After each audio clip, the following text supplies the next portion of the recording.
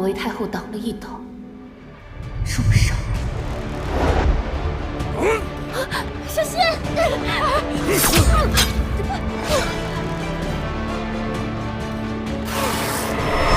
这一刀换来了整个侯府的荣华富贵。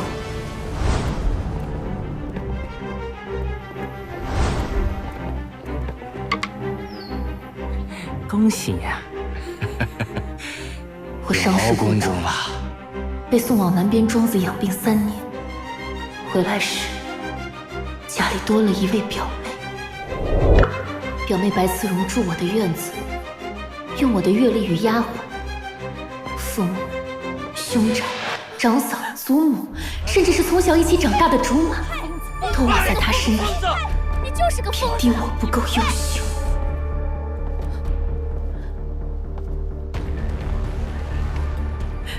你们，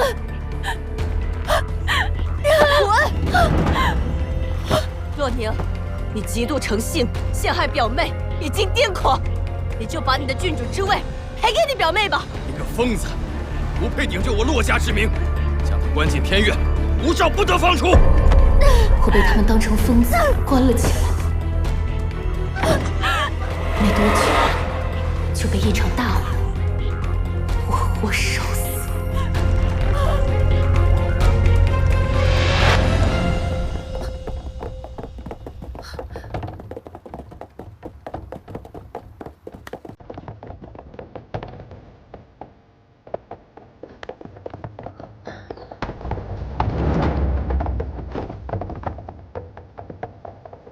我重生了，重生在他们接我回洛府的第一天。大小姐，前面就是城南30里铺了，您要下车歇息吗？不了，直接进城，去安兴坊找太后娘娘宫里的魏公公。其实我就是直接回府，没想到遭遇当头一棒，也是后来举步维艰的原因。这一次，我不会再重蹈覆辙。这边，洛小姐，您是太后娘娘的救命恩人，若您想要进宫见娘娘，吩咐一声便是，我们好派人去接您。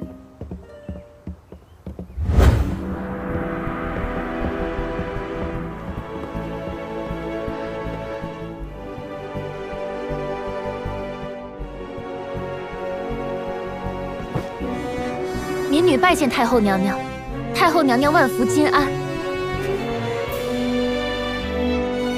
快起来！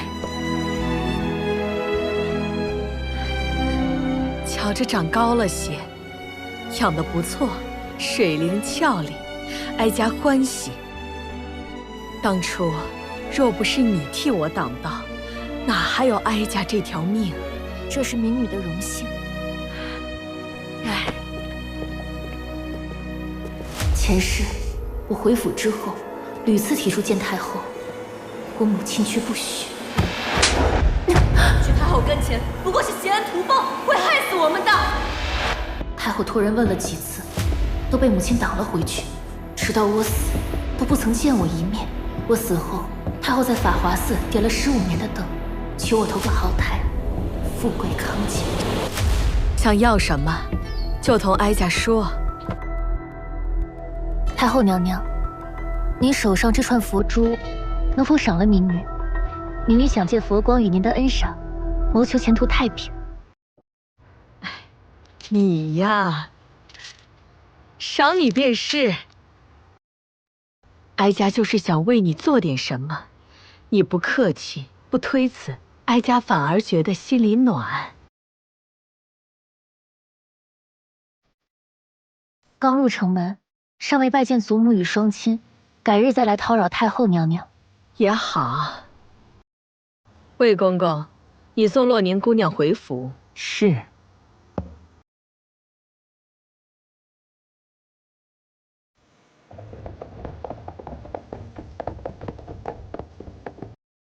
大小姐回来了，快去通禀。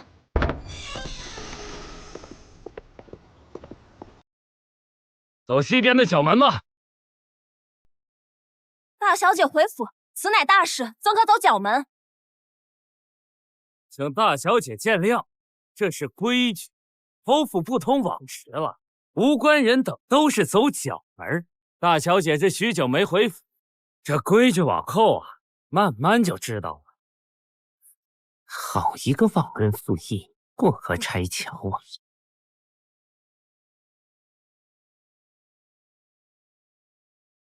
把镇南侯叫出来，咱家奉太后娘娘懿旨，护送骆大小姐回府。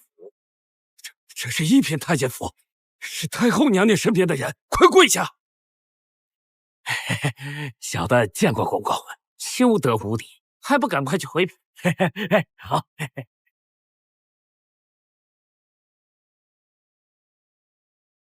这块门匾是我挨那一刀换来的。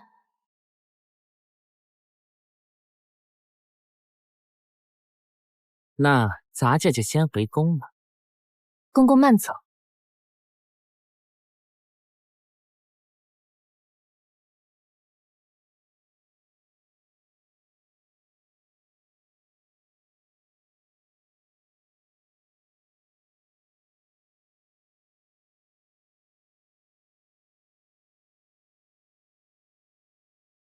前世我被阻拦在门口，只能从角门进府，从此被府里的一众下人看不起。一旦失了大小姐的威仪，往后的路是一步步往下，每个人都可以踩我一脚。祖母、爹、娘，我回来了。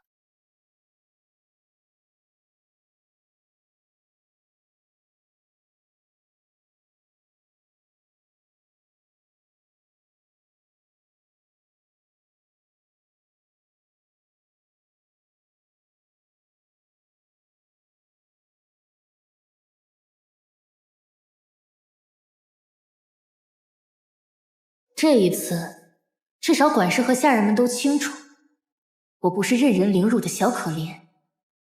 想要欺负我去讨好表小姐，也要看看有没有活路。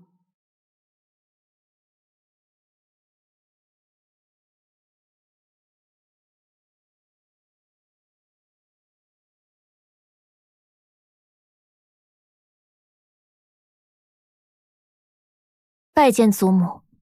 起来吧。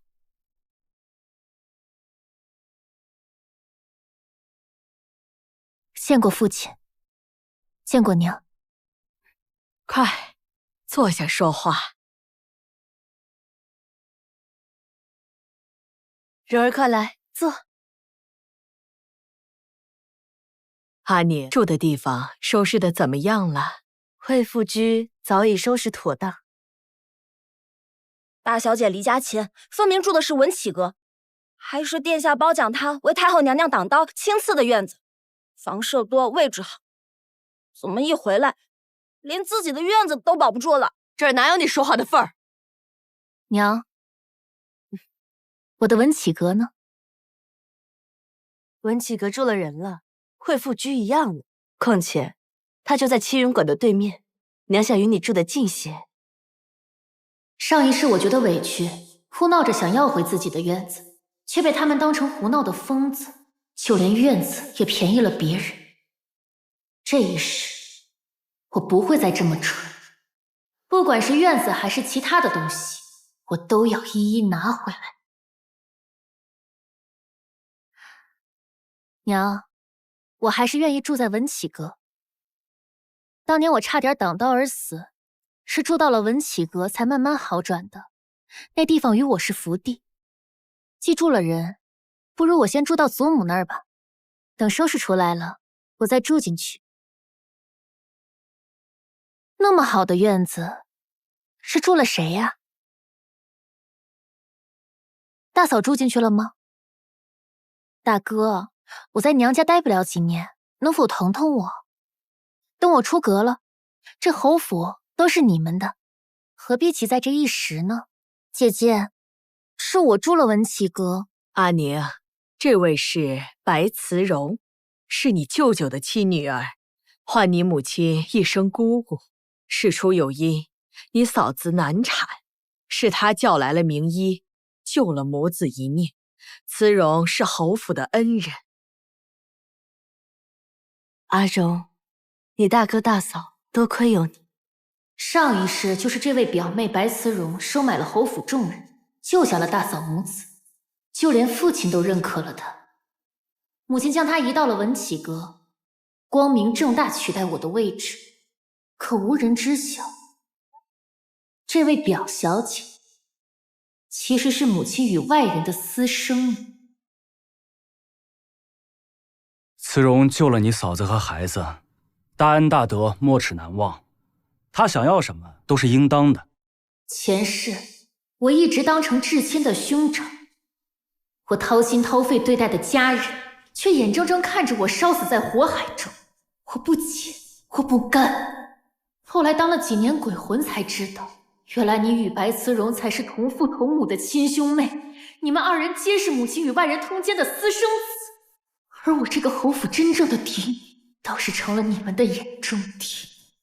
宁儿，你是个懂事的孩子，住到惠福居是一样的。祖母前世虽然一样受了表妹恩惠的蒙蔽，但很快反应过来，对我照顾有加，而后却突发疾病去世。那晚只有母亲跟白慈荣在她跟前，这一世我必须要让祖母早点醒悟，才能救她性命。祖母，不如我住您那儿吧，我都17了，您与娘不与我寻个婆家？好孩子，你越发大方爽利了。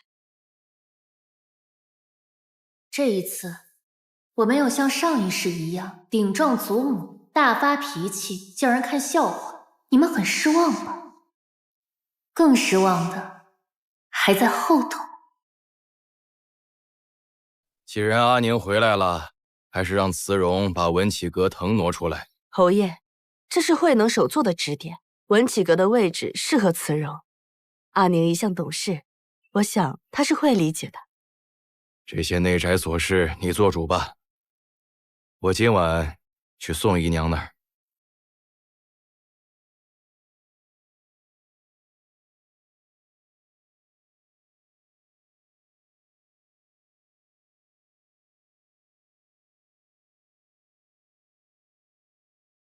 来人，把大小姐叫过来。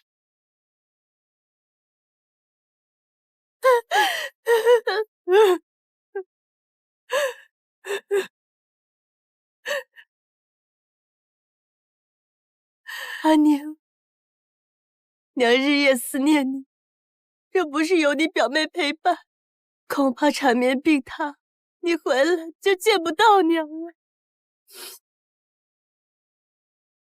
阿宁，你表妹是你大舅舅家的嫡女，因着你大舅舅娶了续弦，担心继母迫害她，所以一直把她寄养在外地。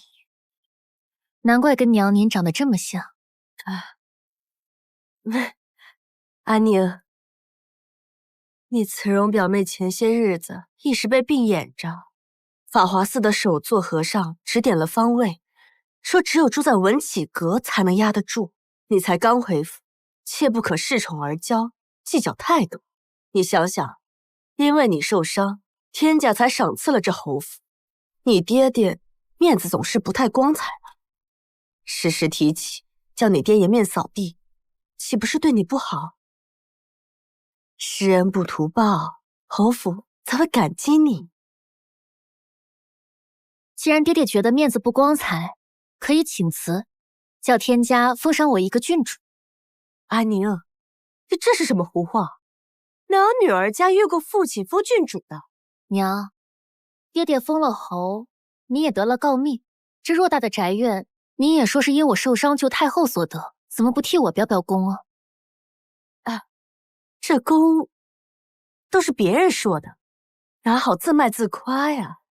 如此说来，你们心里都明白，那女儿只是想住回自己的院子，很过分吗？阿宁，你没规矩，住哪里都是一样，文启阁不比惠福居高贵多少，你不要盯着这些蝇头小利。既然都一样，不重要，那就还给我吧。阿宁，你变了，你怎么如此固执，粗俗不懂礼数。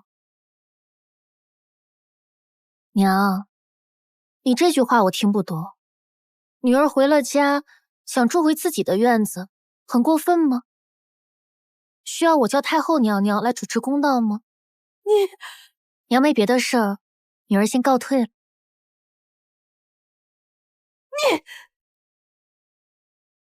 有礼有节，始终面带微笑。我不会再给任何人造谣我发疯的机会。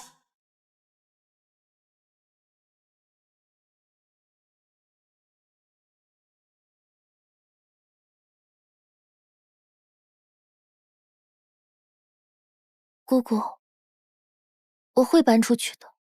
不行，我再想想办法，让老夫人去劝劝他。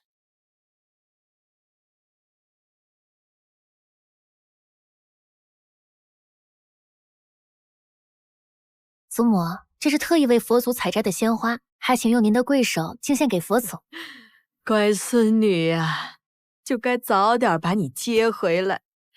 有你在我身边，可是宽心不少喽。那我就天天陪在祖母身边。娘，慈荣有个好消息要告诉您。什么好消息呀？祖母，我订到了法华寺的素斋，是法宝节那一日的。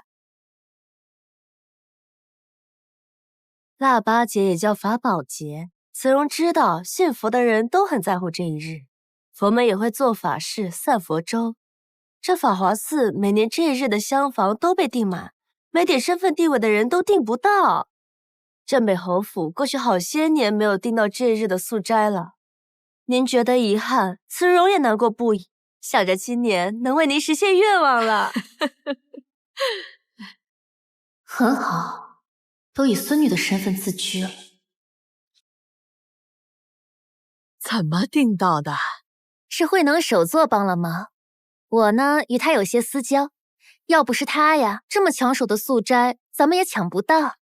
又让你破费了。这可是大日子，孙女只想尽孝。前世，他们为了逼我放弃要回自己的院子，也是想了这么一出来讨好祖母。只可惜，腊八节那天突然开始下雪，盛京方圆百里的村庄都受了难，死了不少人。御史台趁机弹劾腊八节这日的素斋，攻劫法华寺，逼得法华寺拿出万两白银赈灾，而订到了素斋的6户门第全部受了弹劾，包括父亲在内的5位贵胄，都遭了难，都挨了罚。可母亲却不说是白慈荣的错，只说阿宁一回来，我们就如此倒霉。母亲特意将这话传了出去，府里的下人们便开始说，最后移花接木，成了我的错，我替表妹背了黑。这次机会来之不易，祖母必定会让所有人都羡慕不已。听说腊八节这日的素斋一共只有6桌，要500两银子一桌呢。是，这一日都在抢。我们京城里的人呢，信佛的比较多。这盛京光名门望族就不止6户，还有皇亲贵胄。祖母，这不是得罪人吗？能订到就是有佛缘，信佛的人不会生气，只会羡慕老夫人您缘分深。祖母，我看还是退了吧，此事不善。祖母放心，姐姐也请放心，我与慧能手作有些私交，有他出面担保，保证不会有事。前几年都不见得非要订这个素斋，怎么今年非要如此？祖母，我看还是算了吧，不必叫人抓住了把柄。慈荣这一桌素斋，托人情，花巨资，怕不是为了我老婆子，而是为了争院子。不然，为何前几年从来没有过这样的急切和诚意？那算了，今年的法宝节，我去烧炷香就行了。行吧，那我们回来，去把那素斋退了去。祖母，您去法华寺就带着它。玄妙佛珠，这是太后娘娘的。是她赏给我的，说要保我平安。祖母，借您带一日，往后可是要还给我的。这比起500两一桌的昂贵素斋，这串佛珠才是真有面子，人人仰慕和震撼的法宝啊！祖母，那我去给您准备准备。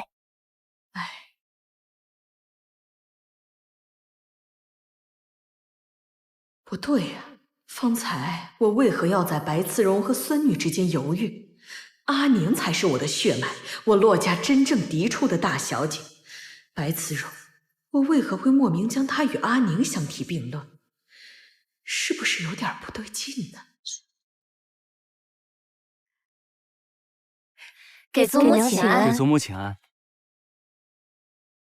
祖母刚从法华寺回来吧？听闻慈荣特意给您订了桌素斋，那些达官显贵的老夫人们肯定个个都羡慕的眼睛都发绿了吧？说了，素斋虽然没订，但有阿宁给我的玄妙佛珠，那才是羡煞旁人。娘，若不是阿宁极力阻挠，您或许能享受双倍的荣耀。不好了，不好了，娘！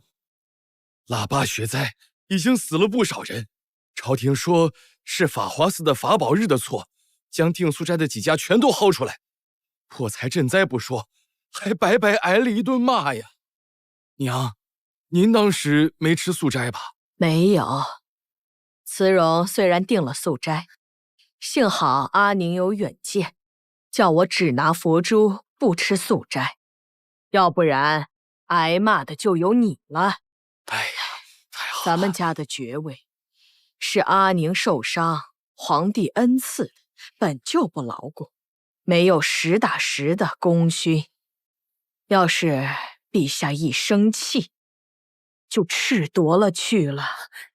父母，是我险些酿成了大祸，怎么能怪妹妹呢？好孩子，这怎么能是你的错？快起来吧。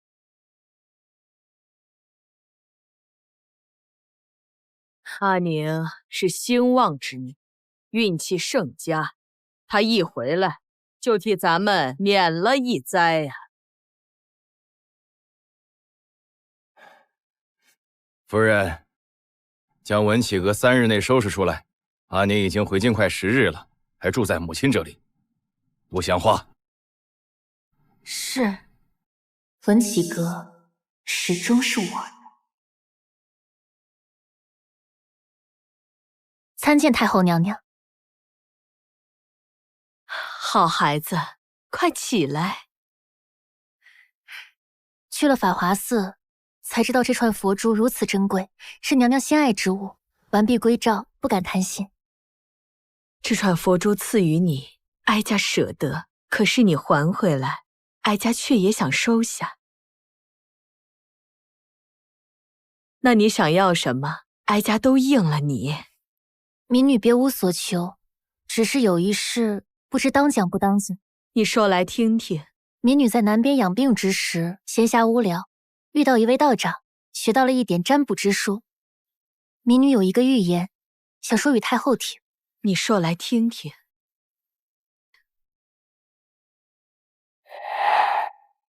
韩英，过来。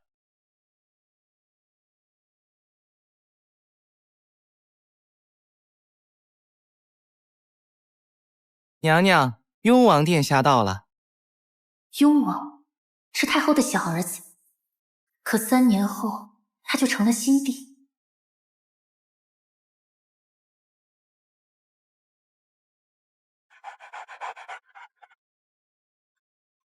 长英大将军也来了。这狗不是芝麻吗？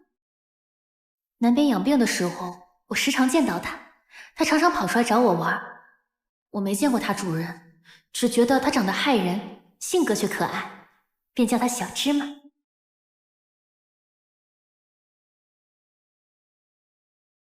洛宁，小心，这狗凶恶，别吓着你。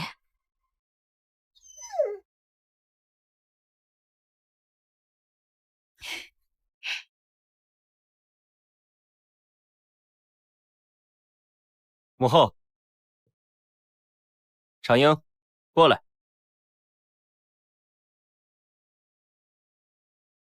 你用了什么法子，能让本王的大将军亲近于你？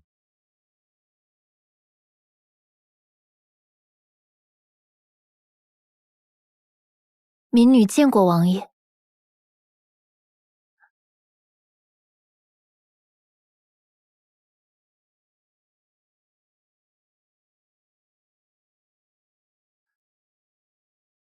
我原本以为是用了什么香料，才让长英变得如此服帖，没想到，竟只是淡淡的脂粉香。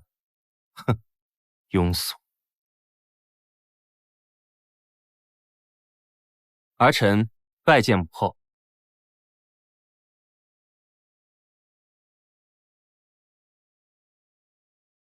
这就是洛家小姐，替哀家挡刀的人。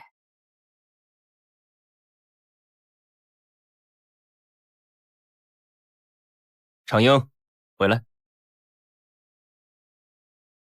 这狗真通人性，不过，你怎么又带进宫？回头御史台又得参你了。也没少骂过我。太后娘娘、皇后娘娘求见。宣，这就是本朝皇后郑皇后。谁能想到前世皇帝被篡位之后，雍王登基，新朝皇后仍是她。参见皇后娘娘。这就是洛小姐吧？快起身。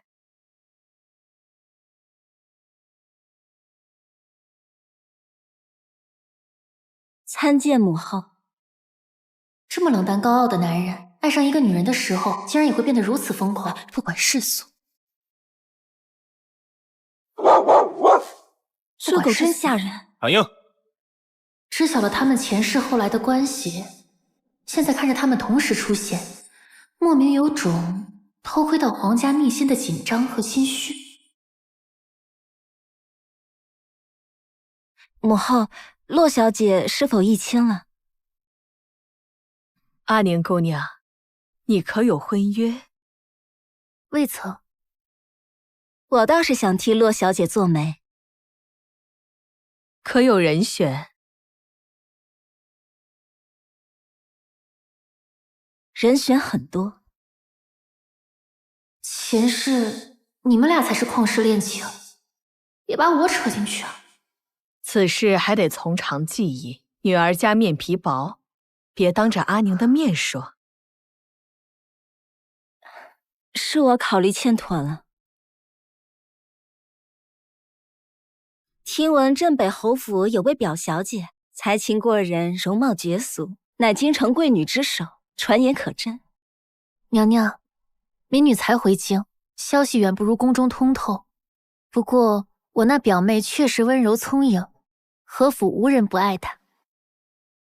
看来白丝绒的事迹已经传得满城风雨了，皇后与太后皆为通透，大抵都能猜到外头有人替白丝绒收买人心。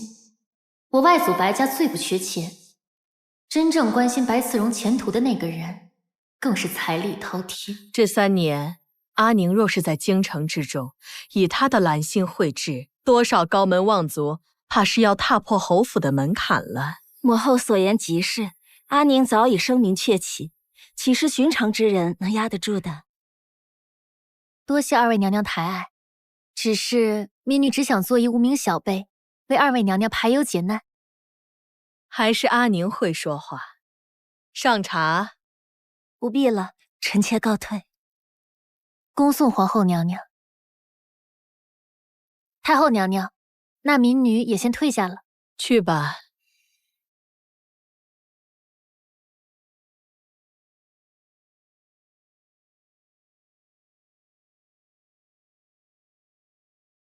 皇儿啊，你也20岁了，该有个王妃了。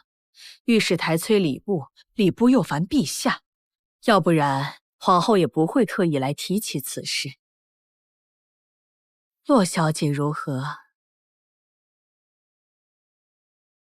刚看到洛小姐清秀可人，不觉得惊艳，只是她站在皇后身边，竟然丝毫不输，是个难得的美人儿。母后，您抬举她了。那她家里那位表妹呢？就是叫白慈荣的那个，听闻也是名声显赫，才貌俱佳。一位表小姐，竟惹出这么大的声望，为的就是攀附。此人野心不小，人品甚是堪忧，还不如洛宁。你若顽固，哀家就请陛下下旨赐婚，到时候可由不得你。那就只好请那位洛小姐早日去投胎，下辈子争取做个好人喽。放肆！他是你母后的救命恩人。母后，推他入火坑，恩将仇报，您就这么对你的恩人？我不喜他，也不能善待他。既然是母后您的恩人，可是钱财上怎么会如此刻薄？他浑身上下无一件心意，也没有更多的首饰。早已经赏赐过侯府，钱财方面从未亏待。赏赐的东西真的能落入他手上？镇北侯乃他父亲，她是嫡长女，又是恩女，理应捧在手心才对的。你是说，侯府有人待她不好？好与不好，一试便知。儿臣还有事，先行退下了。长英，我们走。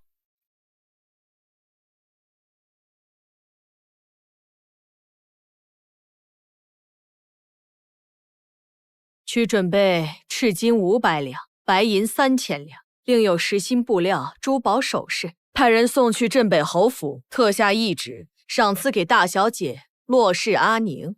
遵旨。还有，把南边进贡的浮光玉戟也送过去，记住，赏赐给洛氏阿宁。遵旨。这浮光玉戟能不能穿在阿宁身上，便能试出侯府对他的态度。娘，你在这儿干嘛呢？阿宁，你时常进宫去叨扰太后，恐怕会惹人嫌呢。太后倒是不嫌烦的。哦，对了，今日还见到了皇后娘娘，她让我时常去宫里玩。阿宁，你性格寡淡，不太讨人喜欢。娘总担心你会闯祸，连累侯府。下次你进宫，娘陪你去。哼，贬损我，踩低我。前世我对母亲的态度总是费解，只是被他们逼死之后，我才接受一个事实，哪怕是自己生的，也会恨，甚至不输给仇人。很荒诞，但人性有时候就是如此突破下限。下次再说吧，娘。文启阁住得如何啊？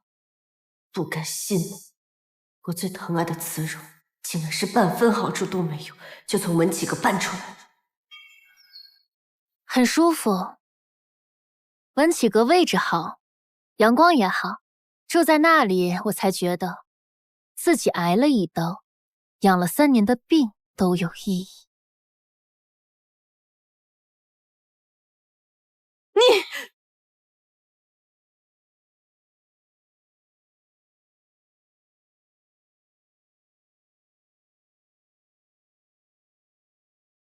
娘，阿宁是又惹你生气了？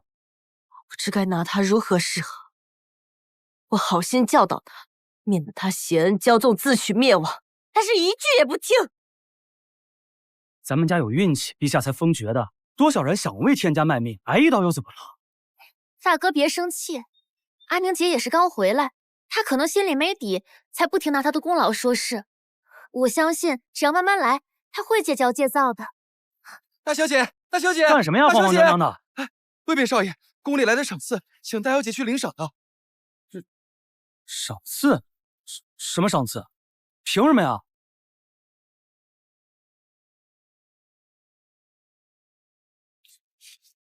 凭什么呀？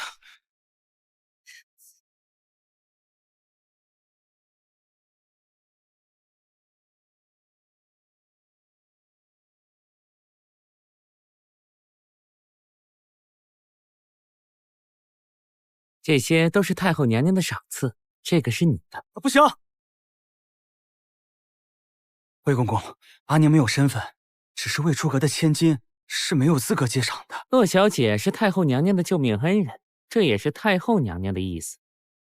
你们若是有不满，可以进宫去和太后娘娘说。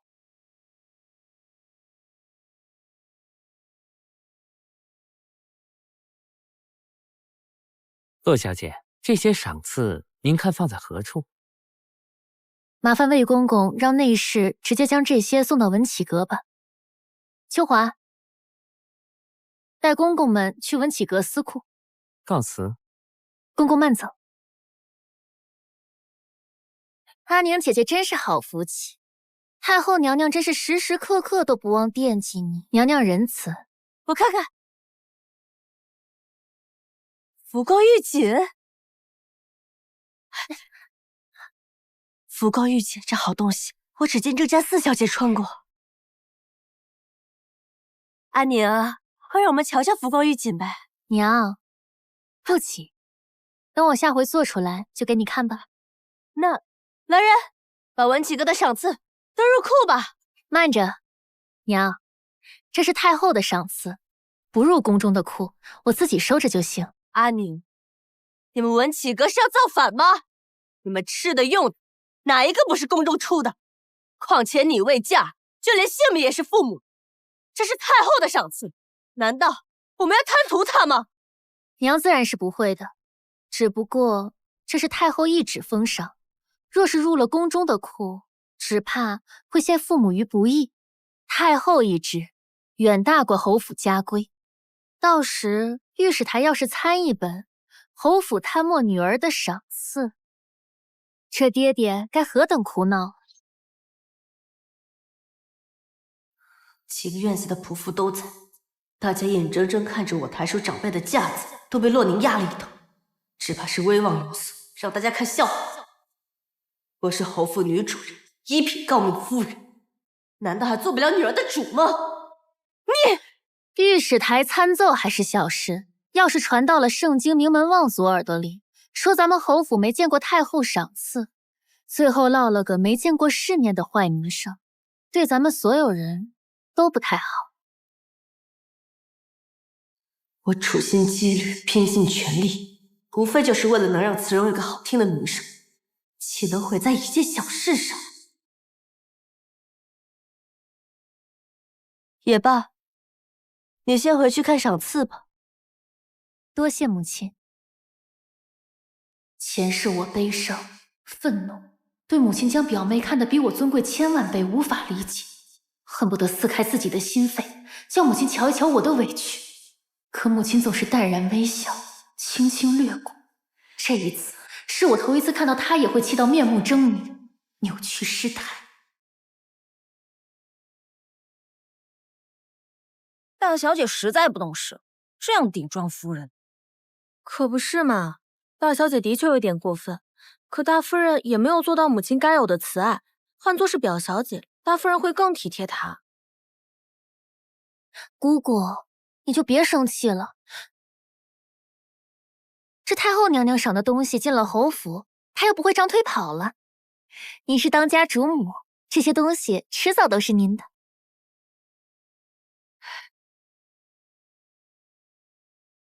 也是，还好那浮光玉锦不错，到时候做2件衣裳，正月宴会的时候穿。到那时，阿宁姐就能大出风头。不会，到时候你会大出风头。那洛宁鲜花着锦不能再张扬。姑姑，您的意思是说，您要给我？姑姑，您的意思是说，您要给我？下去吧。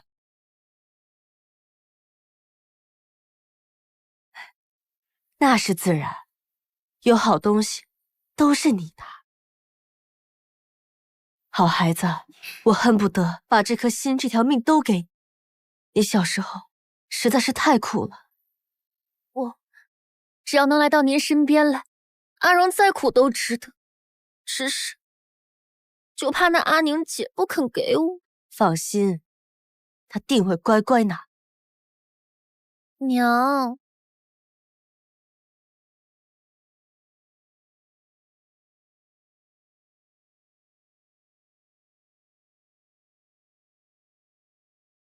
太后的赏赐清点的怎么样了？都清点好了。小姐，太后娘娘这次的赏赐可是有3000两的现银和500两的金叶子，赶得上咱们侯府上下100人2年多的花销呢。大小姐，咱们再也不用窘迫了。大小姐，这是刚讲洗好的衣服，我呀都给您整理好了，给我吧。哎，大小姐，有些话不知当讲不当讲。你说呀。大小姐，大夫人不太高兴，她是您的亲娘，自然不会害您的，你应该遵从她的意思。娘有了表妹，她偏心了。您不在的日子，大夫人时刻念叨着您，她是思女心切，才用表小姐来解相思，在她心里，还是您最重要。你这些话，是亲耳听到的，是亲眼看到的，还是听旁人说起的？我听厨房上的婆子们说的。厨房里的婆子全是我娘的亲信，他们说的话就是说给侯府里的人听的，要不然，这么一个表小姐接住，名不正言不顺的，不怕有人说闲话哎？说什么思念？既是思念，为何不去南方的庄子里看我，不去陪陪我？不陪也行，叫人给我送封信，送些礼物，这才是做娘该做的。可是都没有，说什么想念，好空的一句话。你看，我重伤养病，远在千里之外，夜不能寐，才是思乡心切。到头来，却成了表妹在侯府扎根的踏脚石。大小姐，那您得罪了大夫人，这往后的日子不必再说了，回去歇息吧。咱们有太后撑腰，还有钱，怕什么？这个侯府可是我挣回来的。是，我知道了。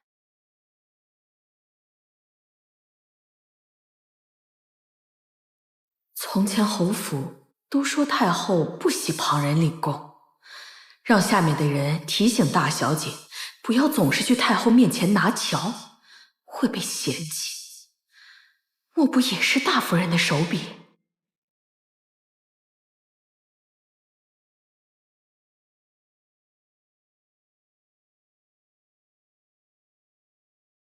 大小姐，吃饭了。大小姐，你看这饭菜，这呀，米饭里有篦子，菜蔬太老，这肉呢又太油腻，碗底一层汪汪的油，明面上看不出什么毛病，但一般人根本吃不了啊。这是要给我小惩大戒，太欺负人了！我去找他们去。秋华，回来。他们是想用这招对付我，我又不能告状，否则他们反给我扣一顶太挑食、矫情的帽子，我们又落了下风。把被子挑出来，鸭肉过水去油，照样吃。哎，小姐，我听说呀，今日宫里走水了，是吗？是啊，热闹着呢。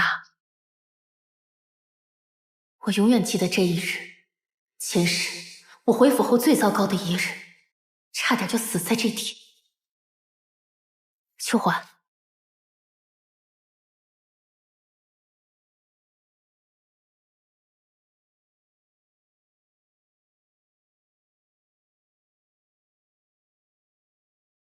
站住！瞧见了大哥大嫂，你视若不见。与前世一样，前世我哭闹着要夺回文启阁，母亲不满，对着大哥诉苦，大哥便一直对我满腹怨气。今生的怨气更大了，因为母亲败得很惨。大哥，大嫂，没规矩，非要点你才知道叫人。大哥，我才瞧见你，你这样苛责，是我有哪里做的不对吗？你问我？你连母亲都能忤逆，是觉得自己哪里做得好了？你这话我听不懂，母亲并没有说我不孝，大哥别是有什么误会吧？巧言令色，陆家怎么出了你这种东西？大哥，好好的，你寻我晦气做什么？放肆！我不过是点你几句，你竟敢诘问于我，看看你的样子，还真是把侯府当做自己的天了。你给我跪下！今日若不给你一点教训，你不知道天高地厚，迟早给家里闯祸。无缘无故，大哥就要教训我。大哥，你越俎代庖了，父母尚未发话，大哥，你眼里还有父亲吗？好，你还敢顶嘴？你给我跪下，否则别怪我无情。跪还是不跪？跪还是不跪？夫君，轻莫动怒，少管闲事！今日便要替父母好好教训你这个不懂事的妹妹！哼，义子！公爹息怒！竟敢在府内行凶，简直就是无法无天了！大人！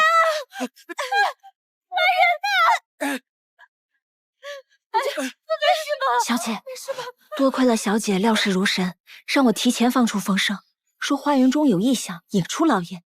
否则，咱们就是跳进黄河也洗不清了。不仅刁难你妹妹，还敢动手了是吧？啊！岂有半分兄长的样子！这个逆子，简直了无法无天！给我跪下！侯爷，天这样冷，阿银怕是要冻伤了，不如先让她回去更衣，再罚跪吧。一大清早便为难自己的妹妹，是。铜锣两扇敲，阿银也不无辜，只是这天也太冷了，快叫她去更衣，再打再骂都不迟。侯夫人说的是什么话呀？铜锣两扇敲，阿银也不无辜，简直就是说苍蝇不叮无缝蛋，都是大小姐的错，大少爷是被她牵连的。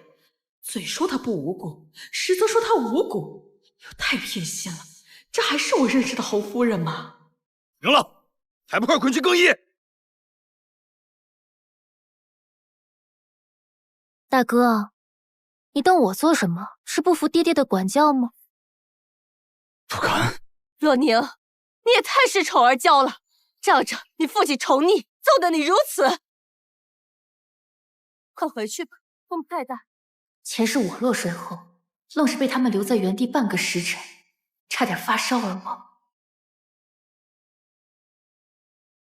爹娘自是宠我的，只不过侯府规矩，大哥是一点都不放在心上。来给祖母请安，竟然随身带着开刃的佩剑。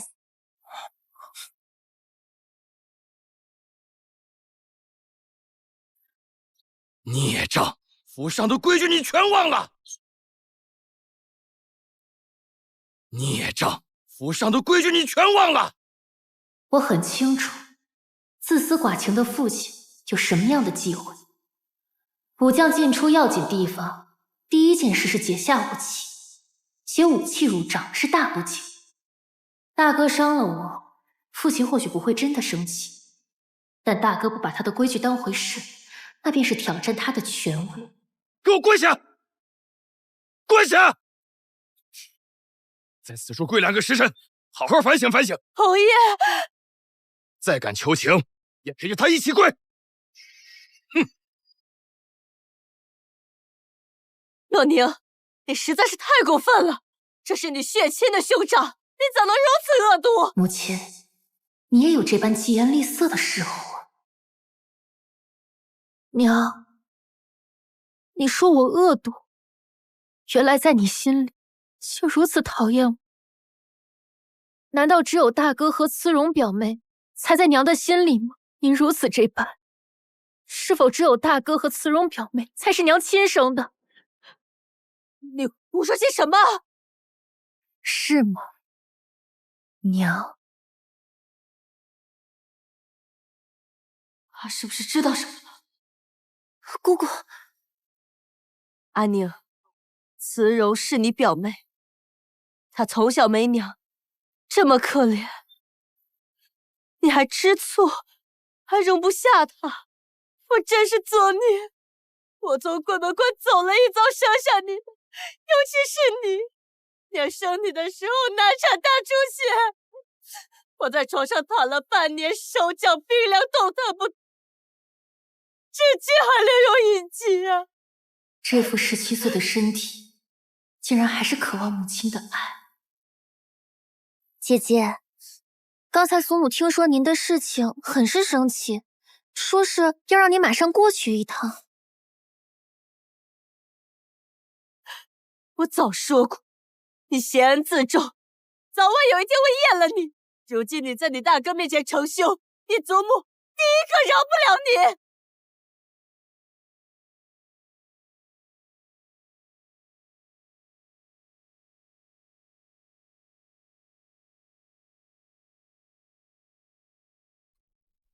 皇上驾到！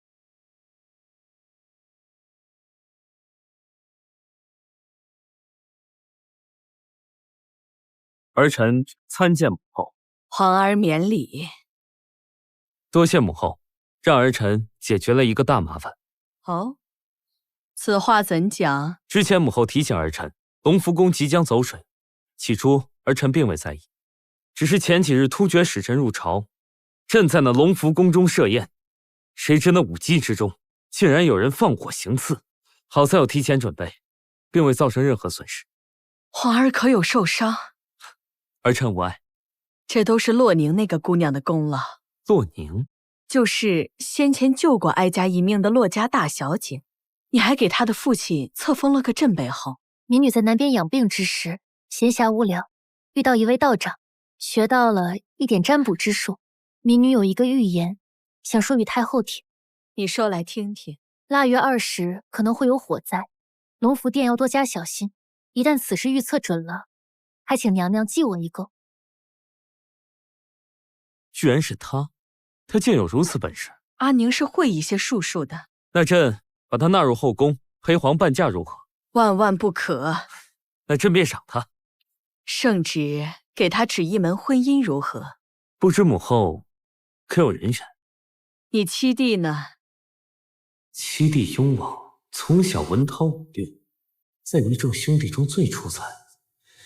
朕原本也有些忌惮，以为太后会给七弟指派一个名门闺秀，没想到只是一个小小的镇本侯之女。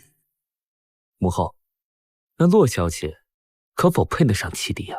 人品样貌都是绝佳，家世稍差一点也无妨。如今也是堂堂正正的侯府千金，哪怕是根基浅了一些。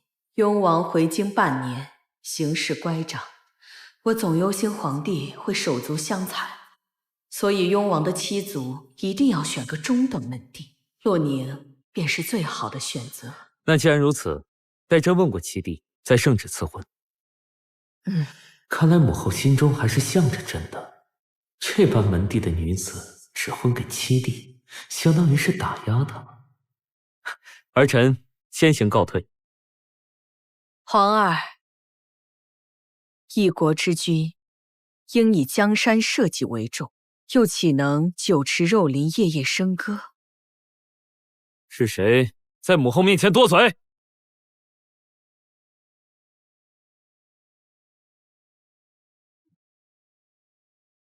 兄弟之情，血浓于水。皇儿，你可莫要让哀家失望。宁儿，你不该和你大哥争执，他将来要成爵的，咱们女人没有依傍，立不起来呀。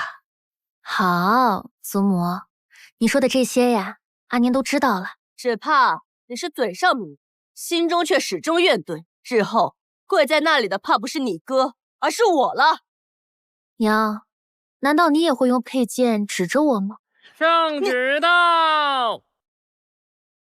骆家长女骆宁接赏。才赏过，怎么又要赏？骆宁接旨。奉天承运皇帝诏曰：骆小姐专精术数，护驾有功，赏100两金叶子，钦此。谢陛下隆恩。骆小姐，这是陛下的赏赐，太后娘娘亦有亲赏，还请骆小姐进宫觐见。好。祖母，好事儿啊，阿宁，快去领旨吧。那祖母，我先去了。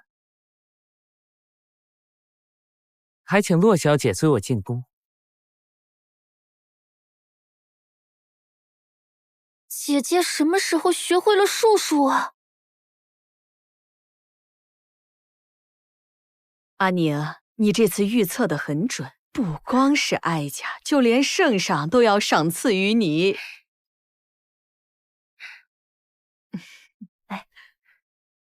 娘娘，民女只是学得皮毛，偷窥天机，蛰伏减寿，往后不敢轻下妄言。有了成绩，没有得意忘形，敬畏天地，真是个好孩子。哀家此次叫你来，是有件事想同你说。哀家请陛下下旨，将你指婚给雍王。太后娘娘，哎，不必行礼。你若有什么顾虑，尽管同哀家说。民女得此造化，实乃天神眷顾。太后娘娘与陛下降下隆恩，岂有顾虑？从此以后，民女可以睡个好觉了。朕被侯府轻待了你？没有，娘娘。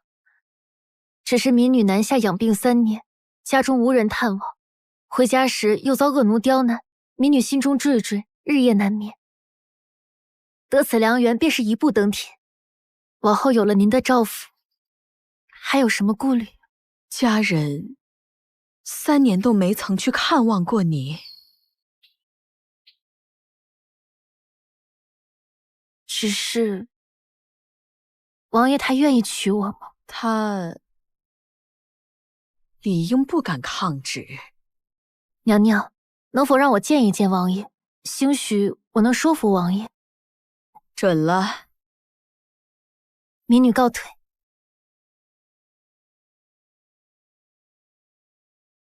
雍王的脾气，哀家清楚。洛宁怕是说服不了他。魏公公，你跟着去。是。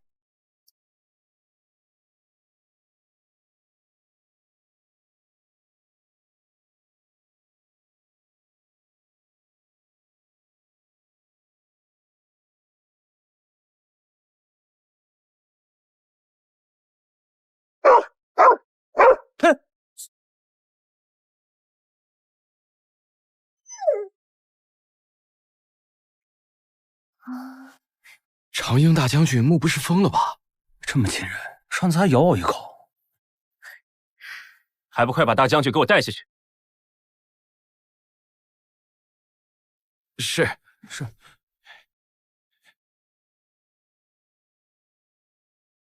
你来做什么？王爷，民女有一件事，想私下回禀王爷。有什么话去跟太后说吧，本王没兴趣。民女又立功了，前日龙福殿的刺杀，民女预测到了，太后娘娘这才给了恩赏。王爷，骆小姐所说千真万确，此次前来也是经太后应允才来的。老奴这就去回太后娘娘，说骆小姐已经与王爷见了面。至于后续发展，娘娘的意思是想让王爷静下心来，听听骆小姐的见解。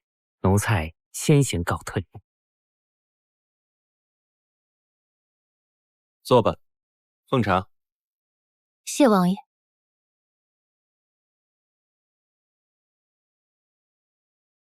我本不愿与你纠缠，但事已至此，雍王殿下，这桩婚事我也只有顺势而为了。说吧，何事？殿下，民女想为您效力。在本王面前说话不要拐弯抹角。民女想做您的幕僚，民女略通占卜，也懂点术数，也许可以帮得上忙。太后娘娘说，想请陛下赐婚，封我做雍王妃。你，民女想求殿下恩准，同意这门婚事。3年，3年之后，民女自愿假死脱身。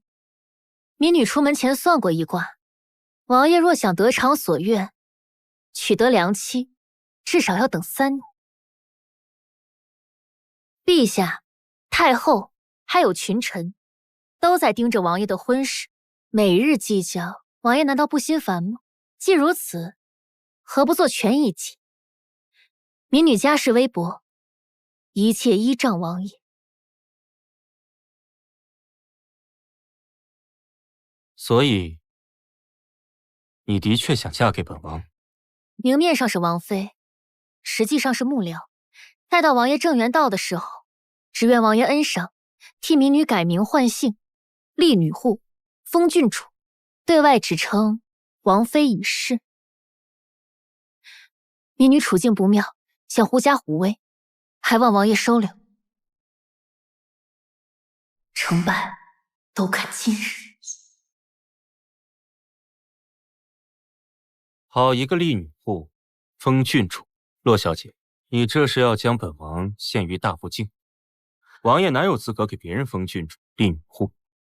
这是皇帝干的事。民女不敢。您是陛下胞弟，又是太后幼子，军功显赫，威名震天下。只要您向陛下开口，这2件事都不是难事。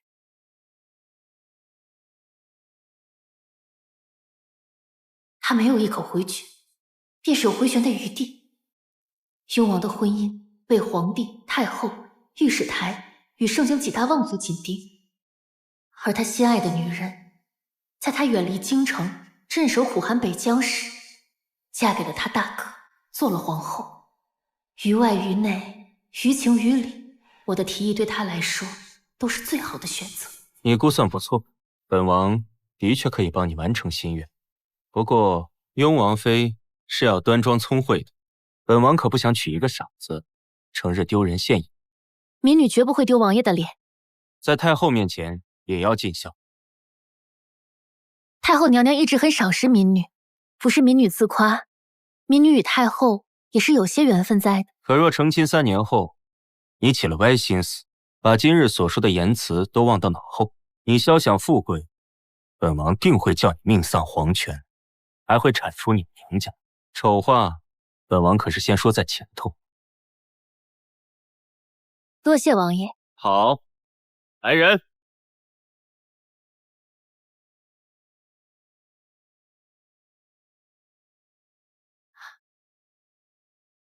王爷，这怎么是卖身契？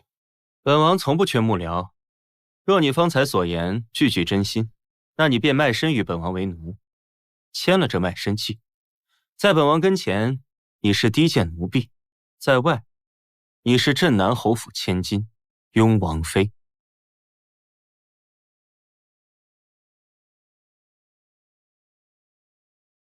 只要你信守承诺，卖身契自然不会拿去官府盖印。此事你知，我知。可如果你反悔，本王必定将你卖去做最下等的娼妓。可如果你反悔，本王必定将你卖去做最下等的娼妓。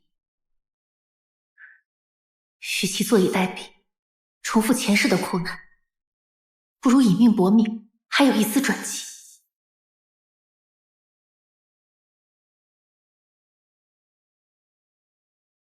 签字画押，永不后悔。这块令牌你拿着吧，有此令牌，你可自由进出雍王府。回去吧，太后那边我自然会派人去说，你就等着圣旨赐婚吧。多谢王爷。好风凭借力，送我上青云。大小姐回来了，太后娘娘的赏赐都已经清理好了。走，带我去看看。赏赐了不少好东西呢。你在这儿干嘛？阿宁姐，我是来给你送花的。我不喜花香，你自己留着玩吧。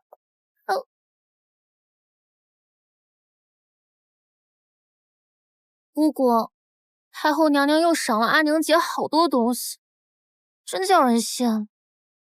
方才远远瞧见了，刚一个，他竟然直接走了。难道我还要贪图他那点赏赐不成？太后又赏什么了？瞧着挺成熟的，要是银子，得好几百两呢。他又去找太后讨赏，他总这样，会遭到太后的厌弃，甚至憎恶的。咱们好不容易得了个爵位，早晚得在他手。洛宁行事太过乖张，总叫人觉得危险，应当再次把他送回南边庄子里。要是没有他，该多好！侯爷，阿宁最近瞧着很奇怪。我也感觉到了，他每次看着我笑，总叫我浑身不舒服，好像自己这个做父亲的很无能，全靠女儿才有了爵位。侯爷，这阿宁瞧着消瘦单薄，不如送他回南边庄子，好生养着。不妥呀，太后已经知道阿宁回京了，这无缘无故的再送他回去，太后那边该如何交代啊？太后为1、2次，慢慢也就淡了，哪会真记得他？您想想，若是有人救了您的性命，3番5次的跟您要赏赐，您烦不烦？烦，当然烦。谁愿意要个恩人，1次2次就算给体面了，没完没了的，真把自己当救世之神了。太后也会烦的，若真是被洛宁搞烦了，咱们整个侯府还有刚得的这个爵位，不，绝对不行。那就送走洛宁。洛宁是京城贵女，嫁到千里之外的韶阳，婆家没见过此等尊贵的儿媳，不得拼命捧她，她的日子会好过的。我想想，我今晚去惠娘那里。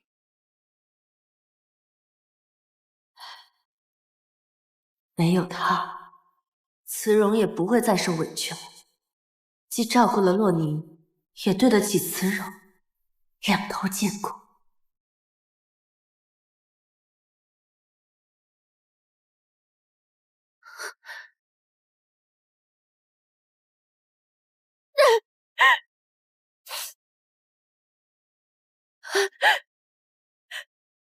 你为何要哭？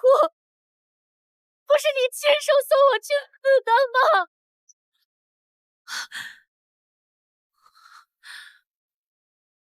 那一滴泪困住了我的上半辈子，重生后我释然了。那一滴泪毫无意义。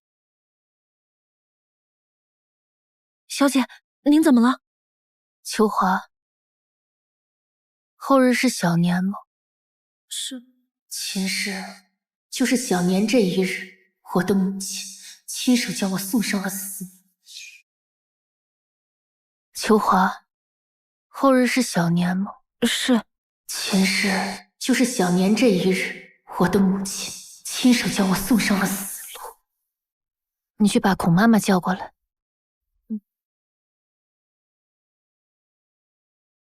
前世这一日，发生了一件让侯府上下都说我不吉利、带灾的事。父母与祖母都委婉提出将我送回南边庄子上，我自然不同意，再次大哭大闹。他们便说我性情暴躁，可能是生病了，逼我进族。真是没想到，把洛宁送回庄子里待了3年，竟然勾搭上了嘉红大长公主的独子裴映。姑姑，再也没有这更好的姻缘了。阿宁姐可真是好运呢。阿柔，你放心，这般好的姻缘，必然是你的。啊，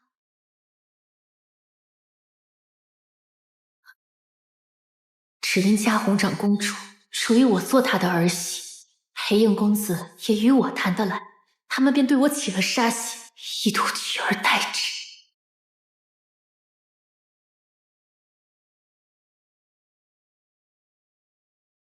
小姐，您有何吩咐？祖母佛堂里的观音像你见过吗？见过。明天天一亮，你就买一尊一模一样的。对了，你先与祖母院子里的丫鬟婆子都打好关系，把买来的观音像放到祖母的小厨房里。哎，好的。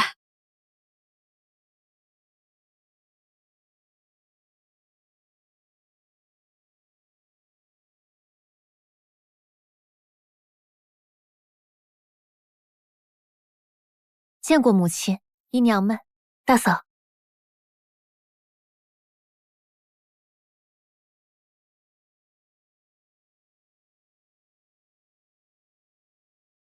祖母，见过母亲。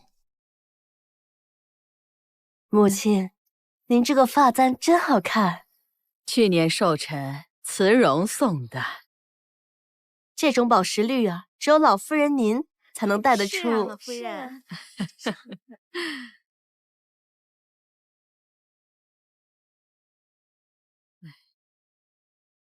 哎呀，那是什么东西碎了呀？哎呀，那是什么东西碎了呀？怎么回事？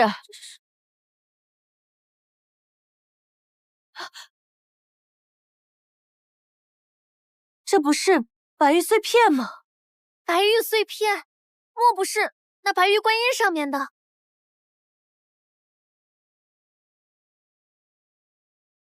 哎呀，这可是慈容父亲3年前为了恭贺妹婿得了爵位，特意送给老夫人的重礼，是贵人供奉在南海观音寺20年的法宝，而后才流落海外的。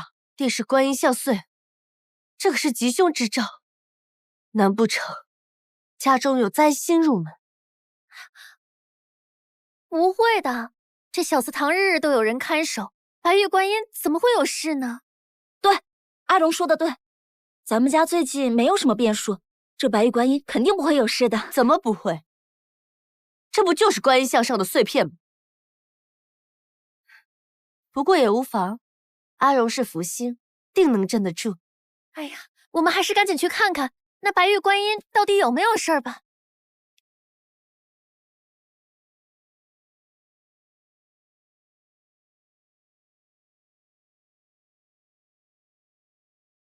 这怎么回事？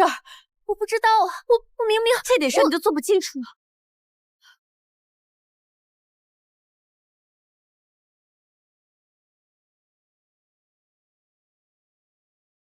娘，您怎么吓成这样？原来是虚惊一场啊！是啊，这白玉观音没有事是最好的。这佛像极其贵重，又是法宝，娘实在是担心。这白玉观音稳稳坐佛堂，风吹是不会倒的。要不是有人故意推它，怎么会碎呢？娘，您到底在担心什么？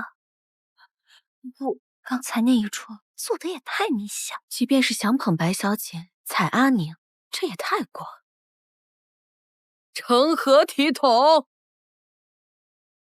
真是稀奇，怎么放着自己的亲生女儿不去，专捧一个侄女？不就是在说阿宁？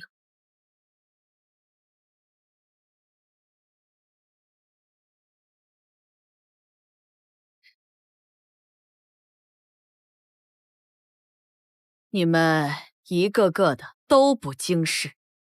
早起时，宁儿想在佛前供一只玉如意，哪晓得她那个丫鬟笨手笨脚的，玉如意打了，叫她收拾，又没扫干净。我方才就想说，你们一个个就先担心起来了，尤其是你，没有的事，说的人心惶惶的，哪有一个当家主母的样子？罚你抄经文100遍，以儆效尤。被他侥幸化解不说，还差点引火烧身。洛宁，你可真是娘的好女儿。前世他们将观音像碎掉的事情都归咎到我身上，说我是个灾星。老夫人大受刺激病倒，无法为我做主，只有我被送走，侯府的好婚事才能轮到白慈荣身上。母亲，你为了她真是殚精竭虑啊！不管如何，也是阿宁孙雷之语如一，我误解了也情有可原。刚刚那个语气，好像我陷害了他不成？娘，别生气了。这又干什么？本来就是一件小事，非得大惊小怪的。说不定他就是一个灾星。不得胡说！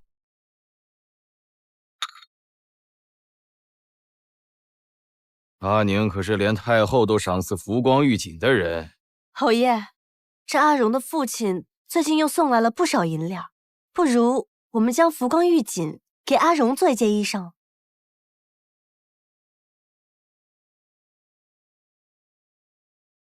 这不妥吧？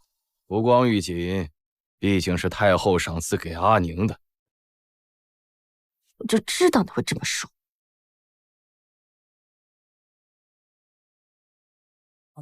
对了，听闻宋姨娘怀孕了，父亲应该很开心吧？那还用说？娘，要不这样，阿荣父亲送来的银两，我们不如给宋姨娘也添置点家当。是啊，是啊。阿荣父亲送来的银子，刚好填补了侯府账上的短缺。要我说，不如作为回礼，就用浮光玉锦给阿荣做件衣裳。怎么绕来绕去又绕到阿荣身上？我跟你说，惠娘肚子里的孩子那可是重中之重，你身为当家主母，近来要多多照顾她，不可怠慢，明白吗？侯爷，出了事！姨娘路过大小姐的院子，门口不知倒了水，没注意滑了一跤。什么？什么？她这刚怀上，胎都没坐稳，哎，真是家门不幸啊！这家里是不是有什么脏东西啊？灾星！是惠娘跟孩子出了什么事情，我饶不了她。哎呀，伤这么重啊，还是骨头都折断了，这孩子怕不是人。惠娘，惠娘，你起开！惠娘，怎么是你？惠娘，什么事这么着急啊？你是要把我们的孩子给推没吗？你没事儿？我好得很，要不是你推我，我更好。来人，快来人帮忙啊！宋姨娘早产了！哎呀，这是怎么了？宋姨娘在文启阁摔倒了，小产了！快来人帮忙呀！宋姨娘小产了！闭嘴！胡喊什么呢？你不是摔了一跤吗？你才摔了呢！你是不是盼着我摔呢？侯爷怎么会知道的？这不是故意在咒我吗？哎，别生气了。是啊，娘，这到底是怎么回事啊？先是玉观音，又是宋姨娘。要不是清楚您的为人，还以为你是唯恐家里不乱呢。侯爷，我并不是……娘，是女儿的错，女儿不该这般妄言。哼，内宅交给你打理，整得鸡犬不宁。若是日后再这般，执掌钟馗的权力，便交给更有能力的人吧。我们走。哎，慢点啊！侯爷，滚开！可是，姑姑，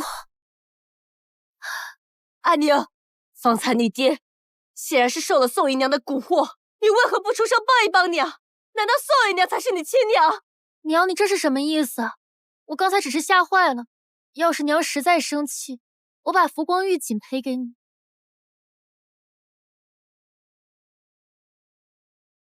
你若有如此诚心，那便送到我房间来吧。是。闹了这么一遭，他竟然愿意将浮光玉锦给你，也不枉我们筹谋一阵。是啊，太后娘娘不日设宴，若我能身着华服，定然能成为众人的焦点。听说嘉红长公主的独子裴印也在，若是能入得了她的眼，可我听说长公主似乎主意阿宁姐。放心，我自有安排。那日我定叫她入不了宫。阿柔，你只等这浮光玉锦做成华服，惊艳四座，觅得如意郎君吧。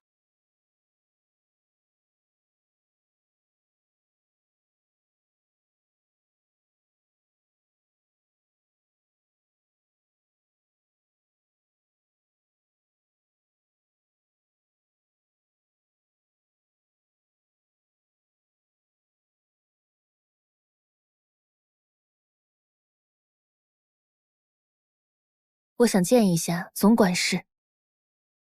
王妃，你里面请。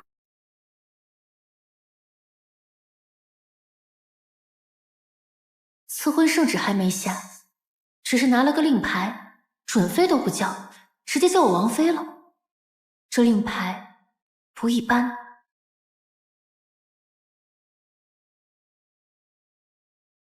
王爷，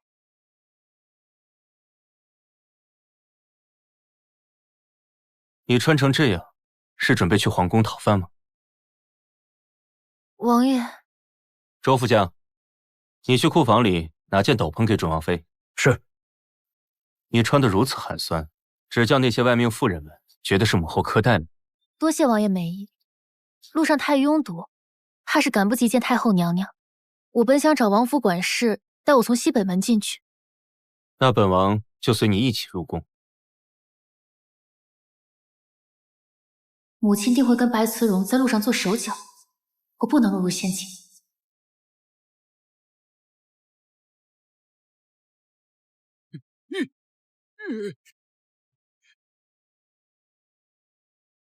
怎么回事？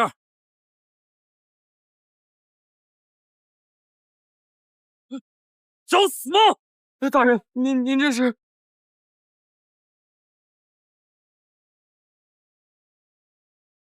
郑嘉儿，郑皇后的亲妹，凭借雍王前世对郑皇后的一往情深，只怕是会爱屋及乌，袒护到底了。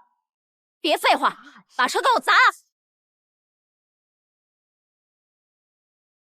我早就算好，只要洛宁经过这里，我们稍加阻拦，必然会挡住郑嘉儿的将领。郑嘉儿，她不是郑皇后的亲妹妹吗？正是。郑嘉儿刁蛮任性惯了，等着瞧吧。洛宁今日怕是去不了春宴。今日春宴的荣光，只能是你的。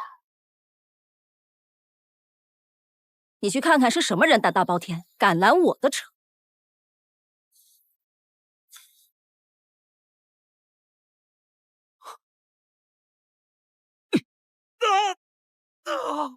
我的手臂！放肆！此乃皇城脚下，你可要王法！滚出来！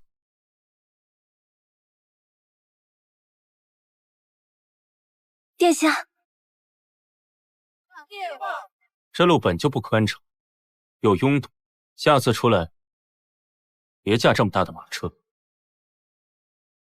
看来雍王不是爱屋及乌之人，即便深爱郑皇后，对她的胞妹却没有多少照顾。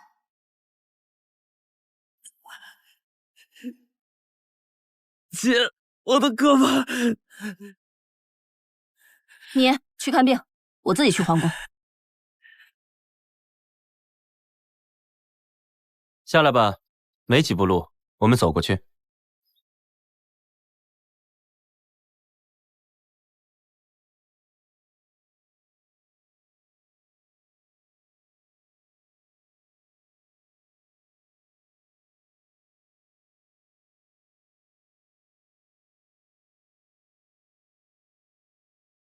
能走吗？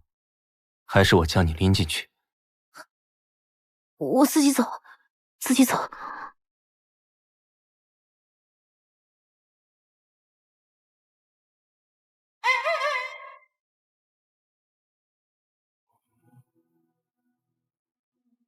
阿柔，这位就是嘉红长公主的独子裴义。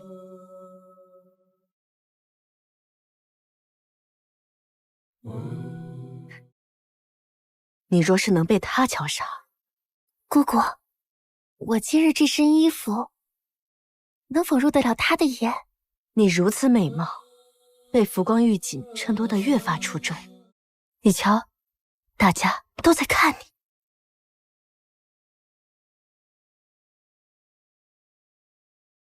太后娘娘到！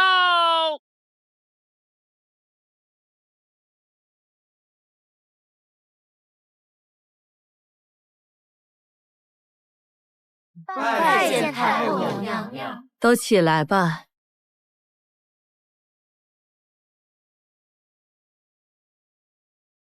儿臣拜见母后。皇儿免礼。谢母后。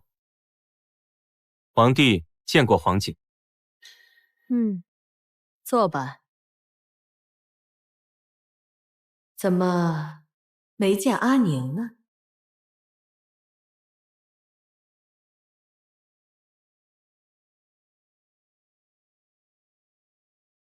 这便是洛宁。当初若不是他替哀家挡了一刀，哀家现在也不能坐在这儿。阿宁姑娘，快坐吧。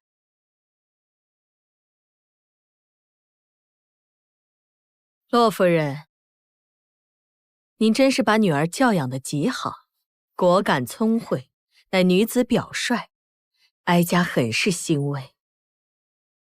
太后娘娘，您谬赞了，都是阿宁她自己的造化，得太后娘娘与诸位夫人青睐。只是你别太管束孩子，年轻姑娘正是爱美虚荣的年纪，低调自然是好事，也别太苛责她了。哀家赐给洛宁的2匹浮光玉锦，怎还如此肃静？是侯府最近太忙，没来得及做衣裳吗？怎么没时间穿在这位表小姐身上呢？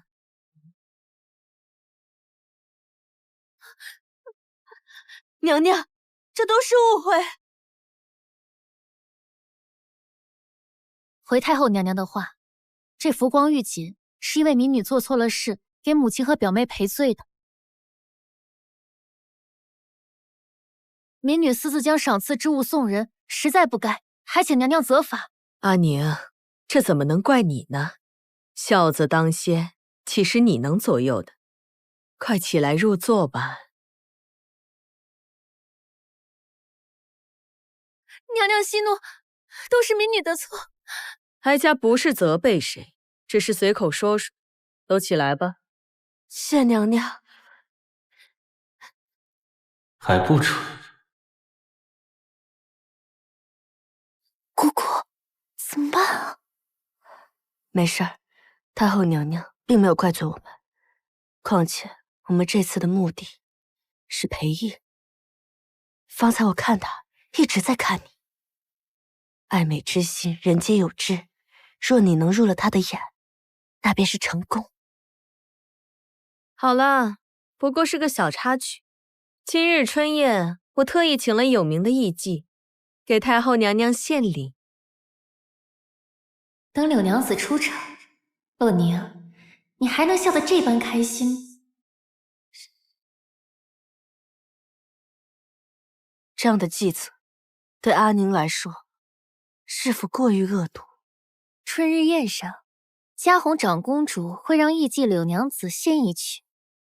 我只是让阿宁表姐跟她穿上一样的衣服而已，被众人笑话，不会有人深究。若是我能有阿宁表姐这样的气运，我也不至于用这样的手段。阿荣，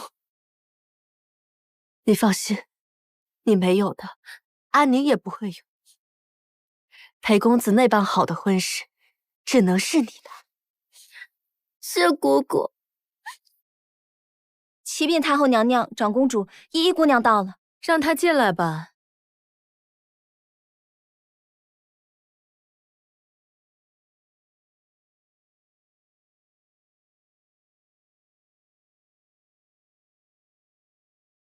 参见太后，公主。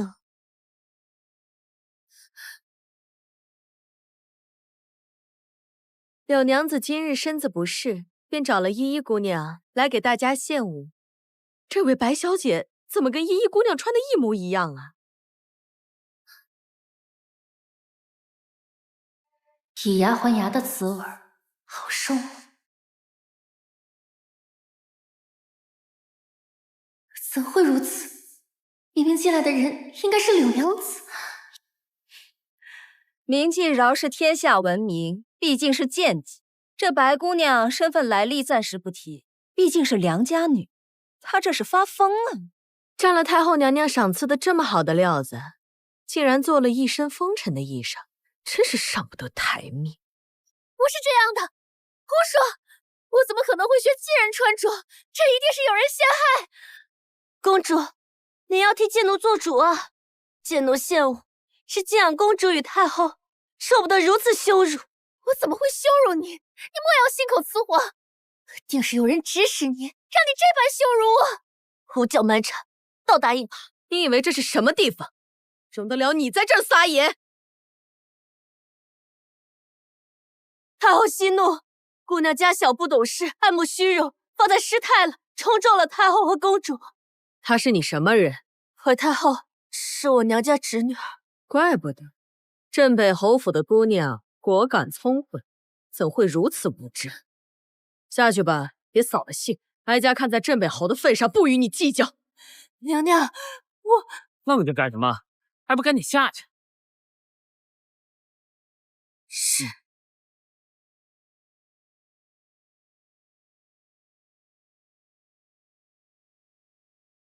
真是扰了兴致，这舞不跳也罢。依依姑娘，你也下去吧。是。母后，时辰不早了，魏公公，把准备好的花篮拿过来。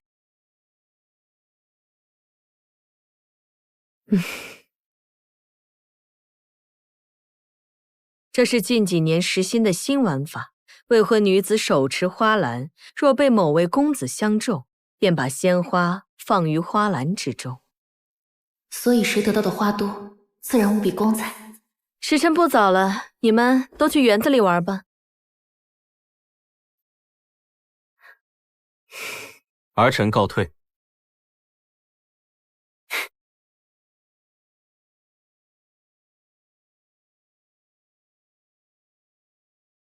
阿宁，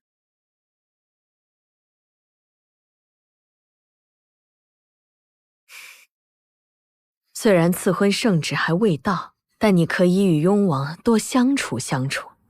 去吧。是。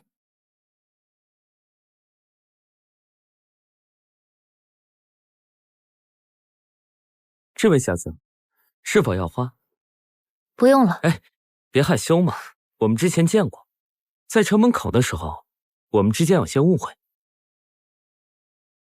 你跟雍王同城，是哪家的小姐？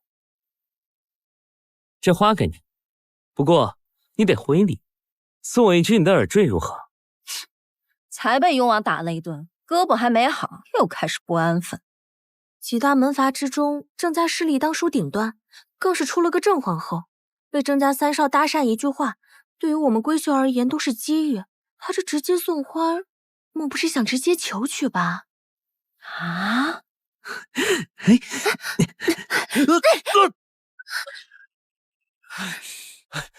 姑娘，刚才是我不对，但这花你一定要收下呀！那可是郑家三少，他怎么下跪啊？那女郎是谁？公主吗？宫里未嫁的公主只有3位，平时都不怎么出门。况且这3位公主都不是太后所生，应该也没有权利叫郑三公子跪吧？这到底是哪家闺秀啊？郑三少都看不上，难道她要嫁王爷？姑娘，你就收下吧，姑娘。来人啊，给我把他拿下！我看谁敢！王爷，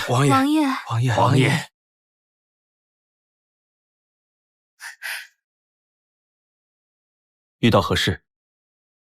王爷，是他先踢我的，我这位公子想不曾冒犯他。取我的耳坠子，这是私物，贸然被他抢去，落个私相授受，我解释不清，情急之下，这才踢了他。什么脏东西都踢，当心乱叫。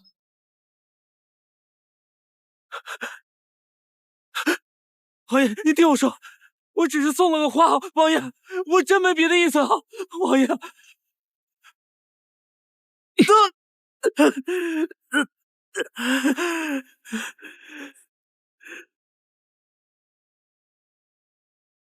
还不走？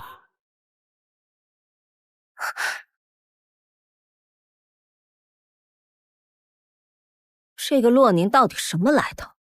王爷为何这般护着他？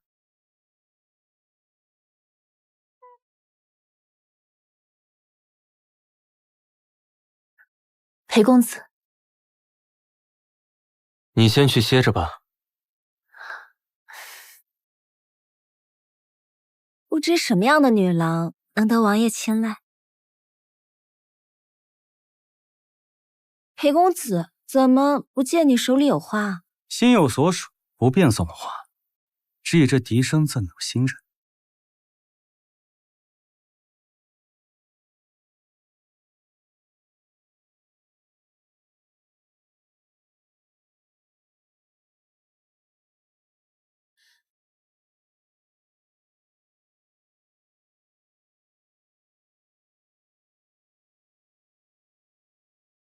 我犹记得嘉红长公主独子裴映吹得一手好笛子，上一世长公主本属意我当她的儿媳，只是被白慈荣他们惦记上这门婚事，变成了我的死路。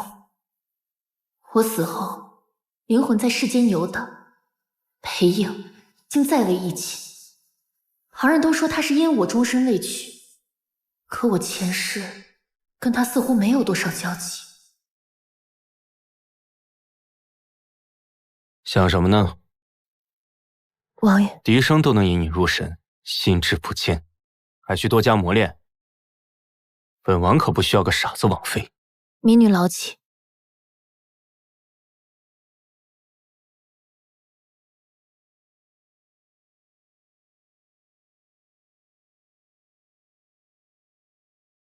献丑了。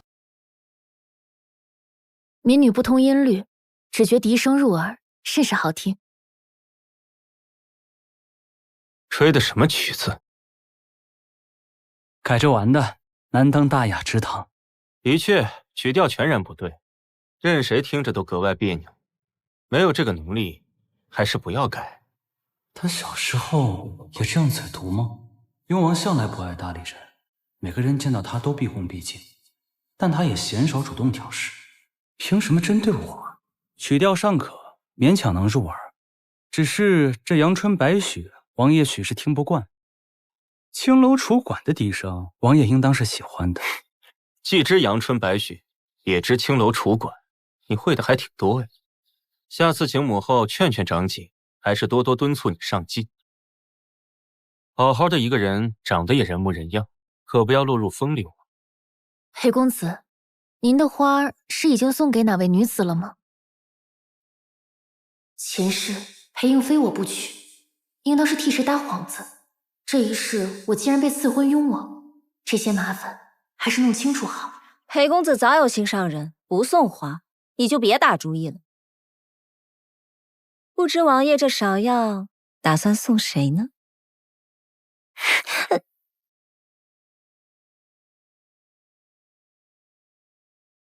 你的心上人又是何方神圣？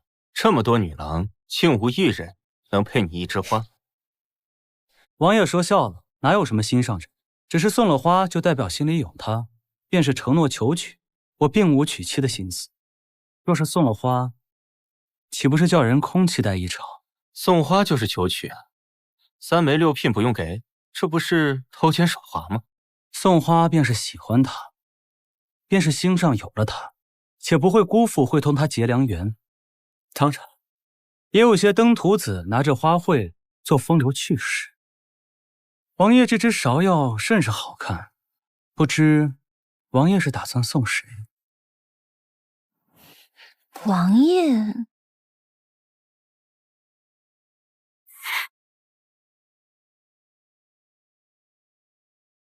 郑嘉儿是郑皇后的胞妹，萧怀风与郑皇后那般间谍情深，竟然一点面子都不给。你笑什么笑？起码我手中花篮满满一篮子的花，被拒绝一次也无妨，不像某人，篮子里空空如也。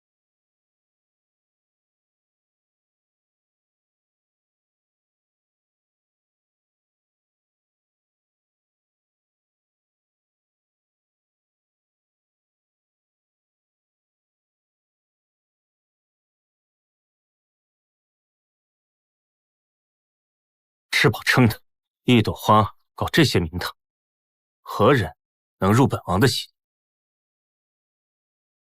谁有资格能入本王的心？那你丢了洛姑娘的花篮做甚？洛姑娘，她自己懂。篮子慎重，扔了也好。她不需要任何人帮她解围，更不需要这个花篮。走吧，本王与你同乘一辆马车来，本王送你回府。哦，快走。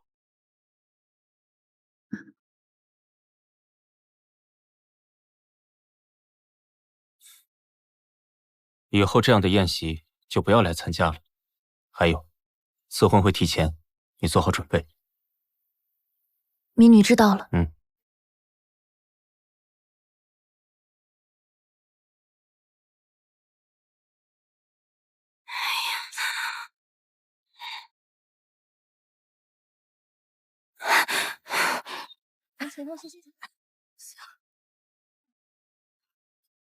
小姐，不好了，大夫人气急了，在你那院子里大吵大闹的，你快去看看吧。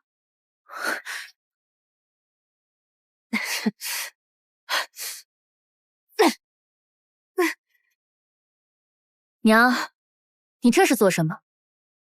你在寿成宫跟嘉红长公主和太后都说了什么？你故意穿得如此寒酸朴素，是不是就是为了给我下绊子？娘，若是你早上出门时对我多看一眼，你就能知道我穿了什么。现在也没有必要来质问我是不是故意这么穿的。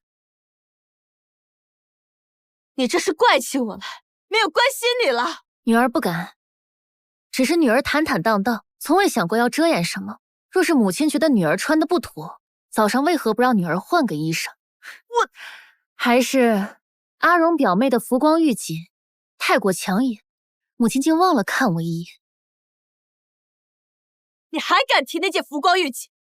若不是跟那个什么依依姑娘穿的一样，阿荣又怎会如此丢脸？我怎知她穿的是什么？就连母亲穿的这身衣裳，我都不知道。放肆！吵吵闹闹，成何体统？夫人要打大小姐，你快救救她吧！大胆！你要做什么？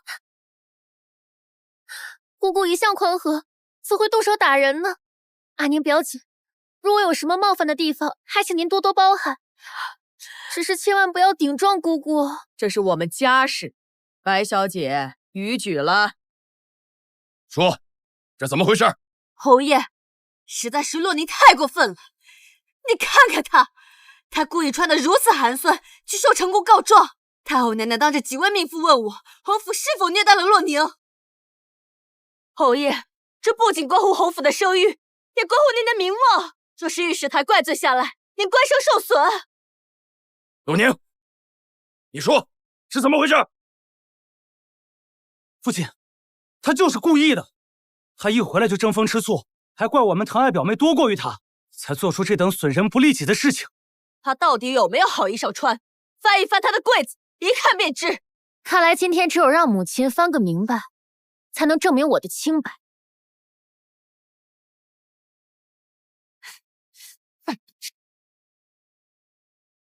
侯爷，您瞧瞧这一柜子的好衣裳，这克丝这么贵重，他都不穿。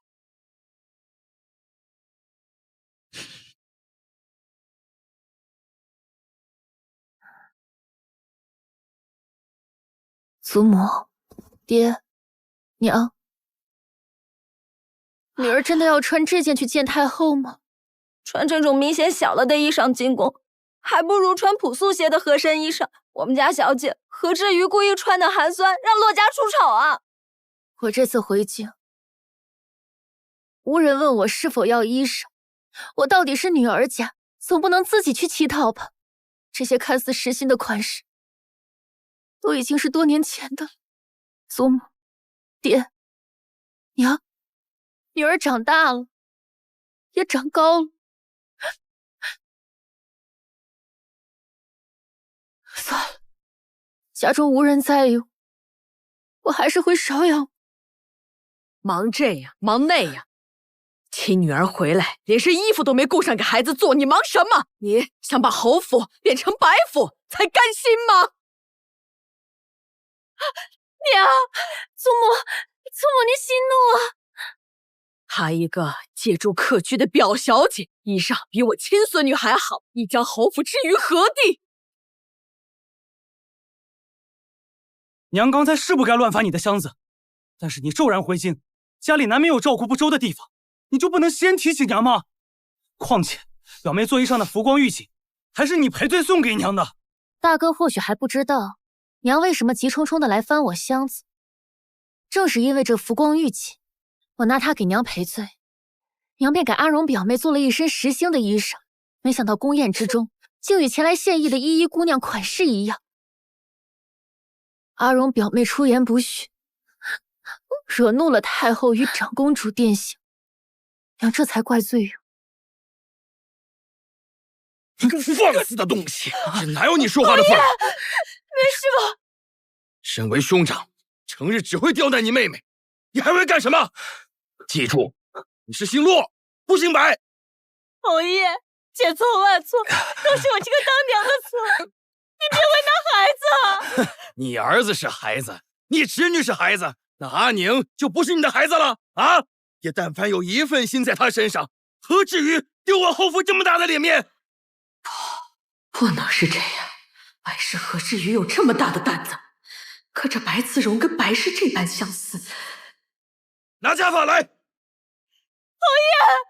父亲，父亲息怒啊，饶了母亲吧。父亲，够了，家里家外都是笑话，满京城都要看咱们的热闹了。赶紧的，给阿宁做几身衣裳，才是当务之急。娘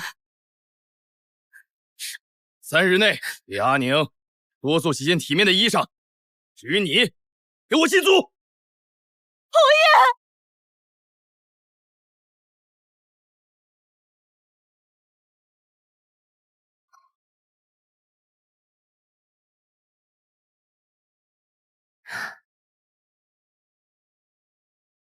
姑姑，姑姑。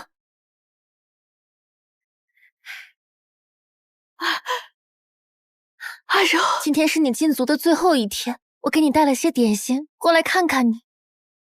好孩子，难为你来看我，也只有你了。走。其实大哥也想来看你，只是大哥近来惹了姑爷不快，实在是分身乏术。都是路，难道我对他还不够好吗？非要如此恶毒，要看着我们跌入谷底才肯罢休吗？只怕再这般下去，府中就再也不会有我的容身之处了。我绝对不会允许这样的事情发生。阿柔，你还记得那个于卓吗？于卓，于小将军，他不是阿宁表姐的青梅竹马吗？从小有婚约的那个。此前春宴，你在嘉红长公主和裴公子面前丢尽脸面，那条路怕是行不通了。可眼下还有另一条路。难道要我眼睁睁看着阿荣的好婚事毫无着落，阿宁却能交给那个意气风发的于小将军？不，我做不到。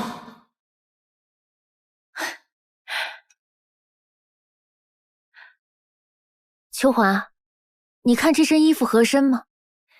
小姐，你穿上新衣服也太好看了。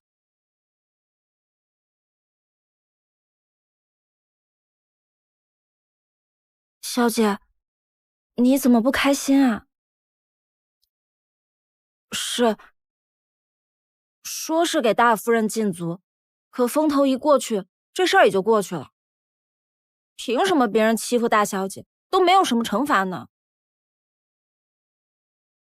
因为刀没砍在自己身上，所以就不知刀痛。受伤的是我，他们自然能轻易的替我原谅。大小姐，来客了，夫人请您前去见客。谁啊？是于太太，于将军的母亲。好，我知道了，你先去吧。于将军跟您是青梅竹马，说不定就是来求娶来了。先去看一眼吧。朝中无人不夸阿卓英勇。听阿卓说啊，崔将军乃雍王母舅，愿意引荐他到雍王麾下。如今啊，雍王手持20万军马，天下的武将皆由他来调度，能得他青睐，阿卓那才算是出头啦。阿卓他年纪轻轻便封了从三品的骁骑将军，这说不定啊，雍王还真能接纳了他。那真是菩萨保佑，祖宗显灵啊！爹娘，于伯母，这是阿宁啊，越发漂亮。方才在垂花门的走廊上遇到了白小姐，那才是天仙下凡，跟神仙一般的人。我便说，谁要是得到了她，好造化呀！瞧您这话说的，不知道的还以为你要跟阿荣结亲呢。阿宁，你在邵阳3年，怎么突然回京？你们都是这般想的吧？好像我就该永远留在邵阳。那山水是真好，你怎么不在那边寻一门亲事？自己找婚姻，这是什么道理？要不于伯母您教教我，让我学学你们于家的家风。你这话何意？你家阿宁在骂我？不是于伯母您先开头的吗？阿宁，你成何体统？你在家顶撞父母也就罢了，现在还冲撞了客人。娘，客人到我们家说些冒犯我的话，您是觉得客人是看不起我，还是看不起您和爹爹？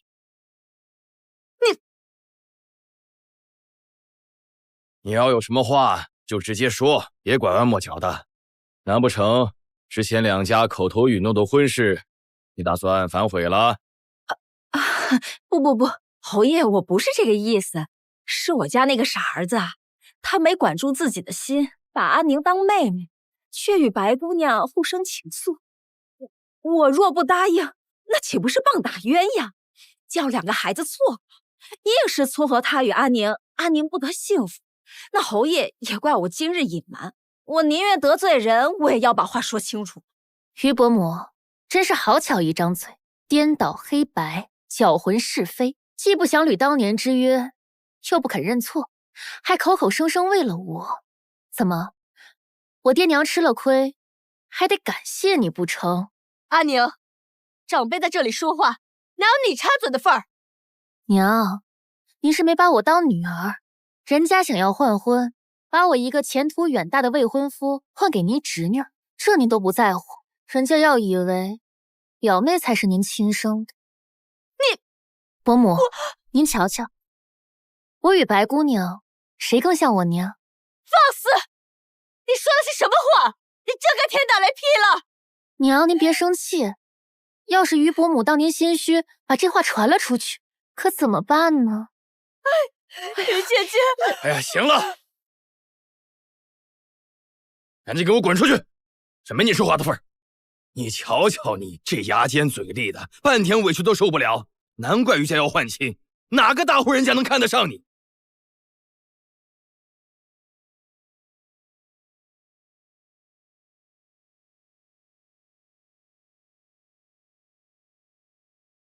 竟然真有这事，他们真是这么说的。千真万确，起初老爷还愤慨不已，后来不知怎么的，也同意了于家跟白小姐的婚事。小姐都忍不住说，是不是表小姐才是大夫人的亲生女儿？如果真是这样，白氏是要反了天了。老夫人，大少爷叫大小姐过去一趟，说是于家小将军来了。宁儿，这么好的姻缘，你自己要守住。于小将军跟你青梅竹马，断然不会那么无情的。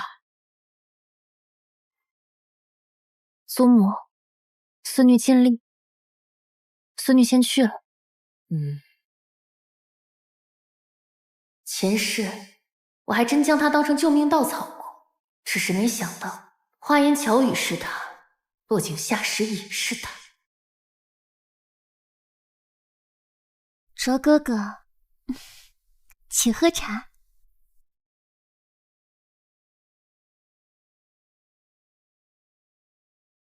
你从邵阳回来了，身体都好了吗？已经好很多了。听闻你现在已是将军，恭喜你了。九死一生换回来的。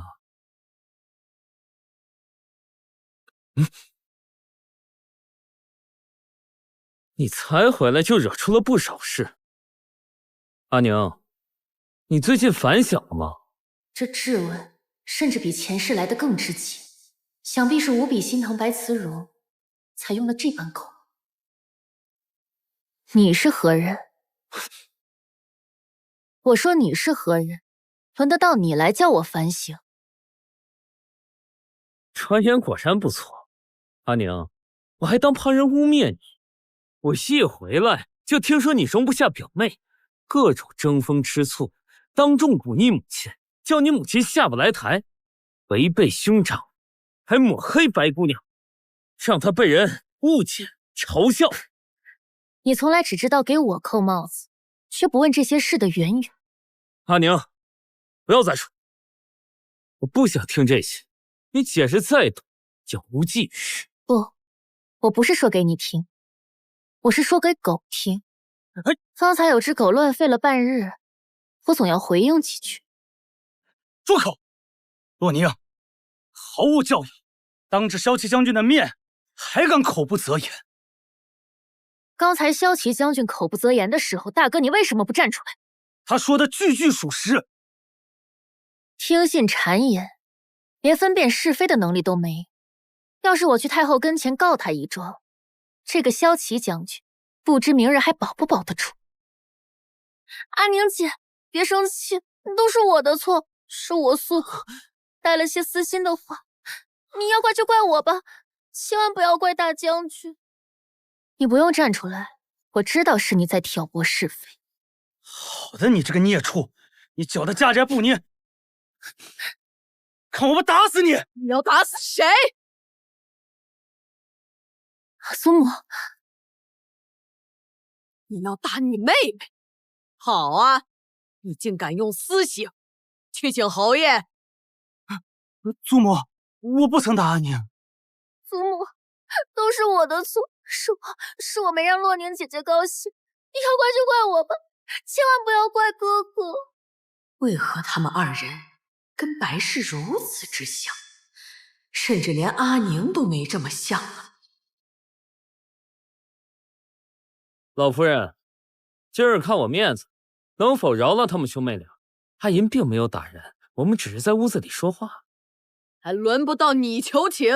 既如此蛮不讲理，那我可要请天家做主。老夫人，我不是要逃在雍王麾下，阿银是我挚友，他自有前途，您又何必如此刁难长孙？好啊，搬出雍王来压我！来人，请骁骑将军出去，这是家务事。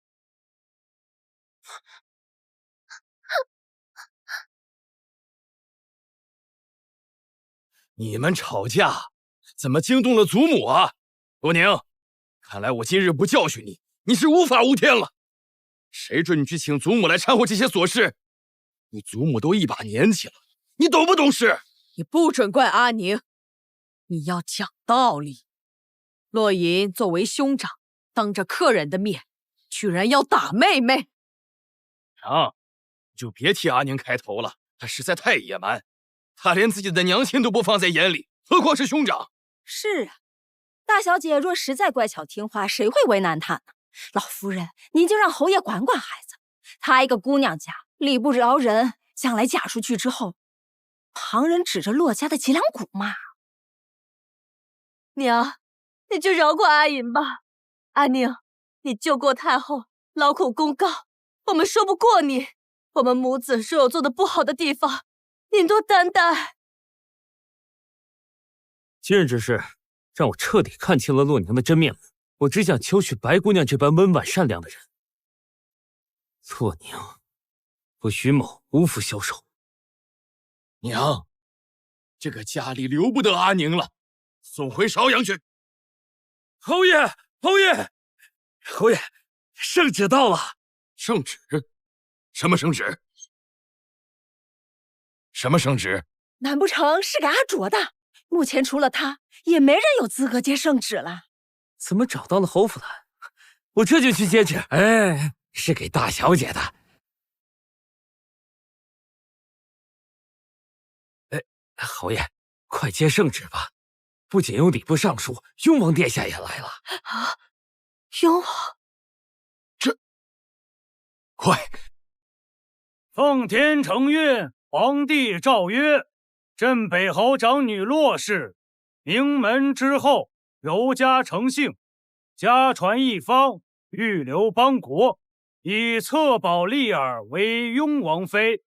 一切礼仪交由礼部与青天监监正共同操办，则良辰完婚，布告天下，贤士闻之，钦此。谢陛下隆恩。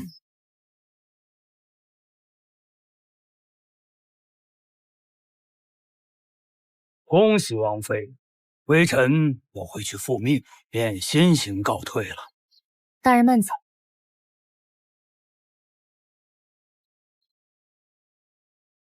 朝廷指婚是你应得的，本王今日前来是来送聘礼的。这些聘礼都是私人定制，不由内务府出，你也不必作为陪嫁带回，全部都算作你的私房钱。派人领路吧，把这些聘礼全都送进你的院子。各位，请随我来吧。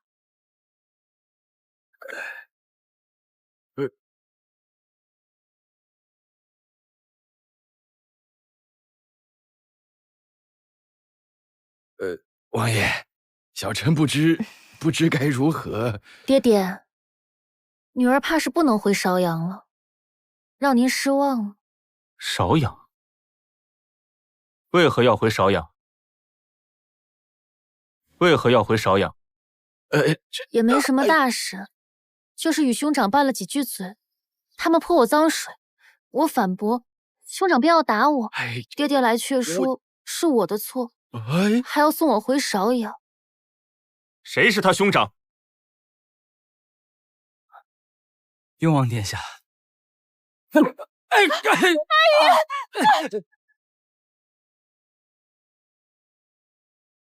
还有谁？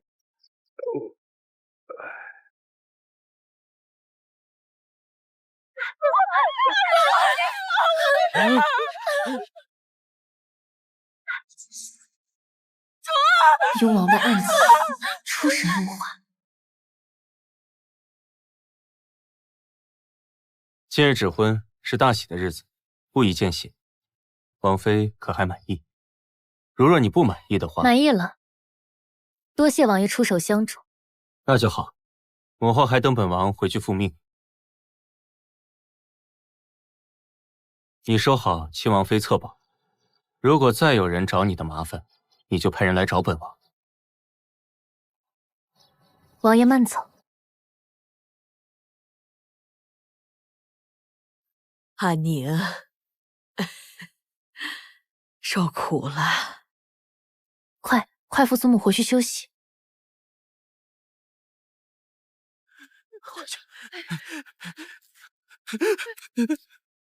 阿娘，一定要跟着我帮我求求，方才的事都是误会，我不日就要投到雍王麾下。于将军，还是那句话，你是何人？阿娘，方才是我们僭越了，您大人有大量，能不能看在你和阿卓青梅竹马的份上？慎言！如今我是陛下赐婚的雍王妃，哪来的什么青梅竹马？于夫人方才振振有词，她与白慈荣两情相悦，不忍拆散，与我毫无关系。希望你不要祸从口出。阿娘，看在我们往日的情分上，我当时并非对你无情，我只是想让你服软。白氏女是富商出身，若不是为了她外祖家的财力，我怎么会辜负我们之间的情谊呀，阿娘？阿卓并非想与你离心，他只是想换个方式让你妥帖于他。妥帖于他，是与他做妾吗？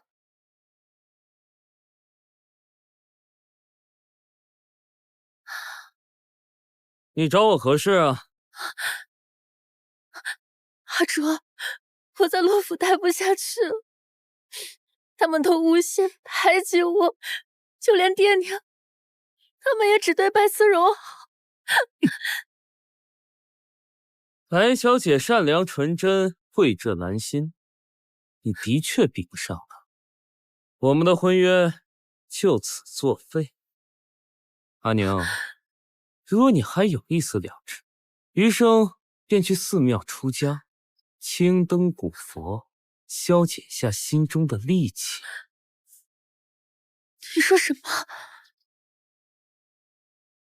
若你出家之后能锤炼心性，兴许我还能接你回来，让你留在我身边。即便作为妾室，我始终无法对你彻底狠心。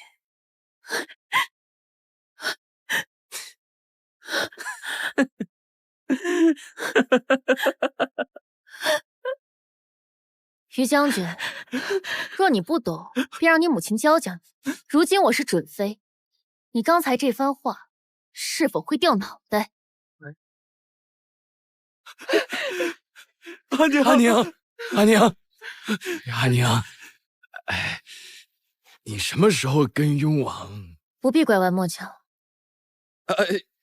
爹是替你高兴，你真是兴门望族之女啊！自然，要不是我，咱们这个三品将军府何时才能翻身？是，你说的对，连爹的爵位都是因你才得来的。当然是因为我，要不是我被一刀捅穿救了太后一命，哪来的这个爵位？爹爹说这话的时候，为何犹犹豫豫？难道这爵位除了我挨刀，还有别的原因得来？爹爹是觉得女儿定会死在芍药，往后没了我这个人，所有功劳都归了您。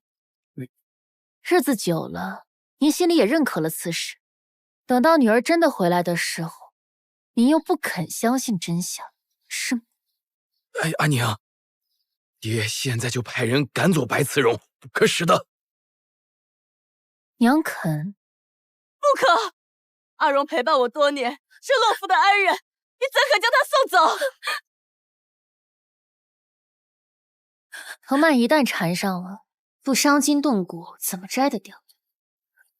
你们还是商议好了再来跟我说吧。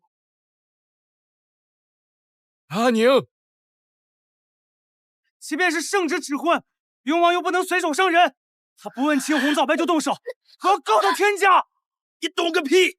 门阀望族的少爷，雍王说打就打，是哪个御史台，哪个管得了他？都怪这个洛宁，要不是他，我们家也不会变成这般模样。你侯爷，一群不争气的东西！姑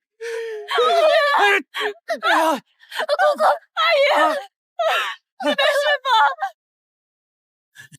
明日请崔将军带着你去王府磕头认错。谁知道洛宁能这样翻身啊？住口！若不是你说娶了白慈柔，比娶阿宁更加大有裨益，我岂会忘恩负义？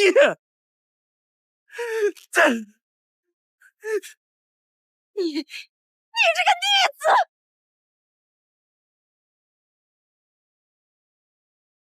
祖母，赐婚的事，因着当时没有定数，所以才没着急跟您讲。孙女给您赔罪了。宁儿得了好造化，祖母替你开心，怎么会怪你呀？祖母慢点。大小姐，王府又给你送东西来了。聘礼不是已经送过来了吗？排场那么大的，怎么还有啊？小姐，你看，多漂亮的芍药花！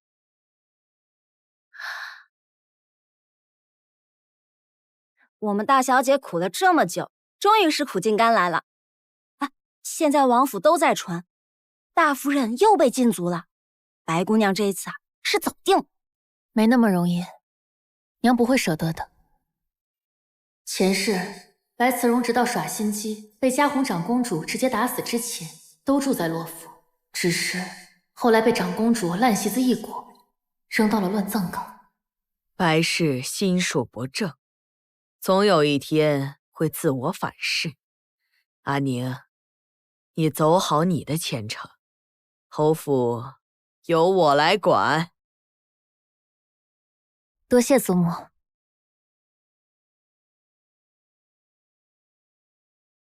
给祖母请安。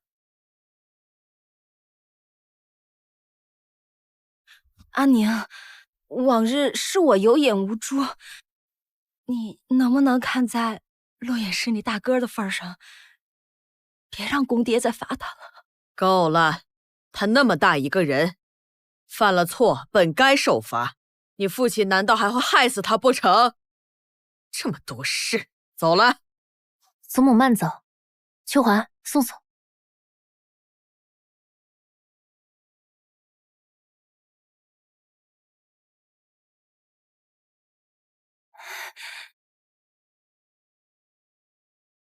阿宁，都是我的错，是我糊涂，我不该纵着白慈荣对你横眉竖眼的。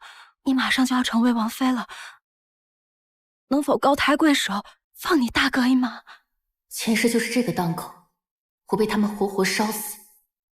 平日大嫂对我阴阳怪气，但那时竟然只有她拼命喊人救我，因此还被连累致死。大嫂，1个时辰之后，你到偏房来找我。我找他去！姑姑，你还在禁足期间，不能去。他们当真要赶你走？姑姑，我没有办法再陪伴您。现在阿宁姐已经是王爷准妃了，姑父为了她，什么事情做不出来。这个没用的男人，我当初就不应该嫁给他。你那个贱人，为何什么好事都被他摊上了？说是他没回来，这门婚事说不定就是阿荣的。事到如今，也没有别的法子了。你切记，我们可在明面上跟他对着干。你看看，你父亲这几日责罚你都受了。娘，你放心，我不会让妹妹走的。这侯府，就是我们说了算。我已经派人去盯着洛宁了，一旦找到机会，我定将他置于死地。少爷，大小姐方才往偏院去了，一时半会儿不会有人过去。我知道了。是。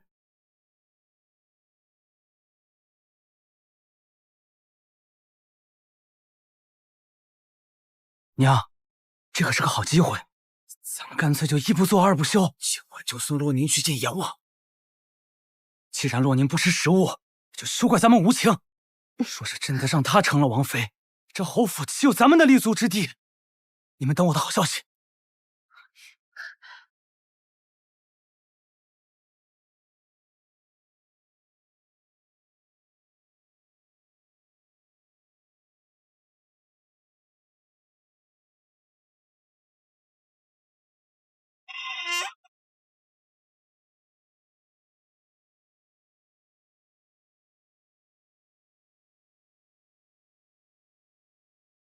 这里是侯府偏院，鲜少有人过来。阿宁，你为何叫我来此？大嫂，阿宁今天想让你看清楚你枕边人的真面目。枕边人？你说的是我的夫君？你这是什么意思啊？等一会儿你就知道了。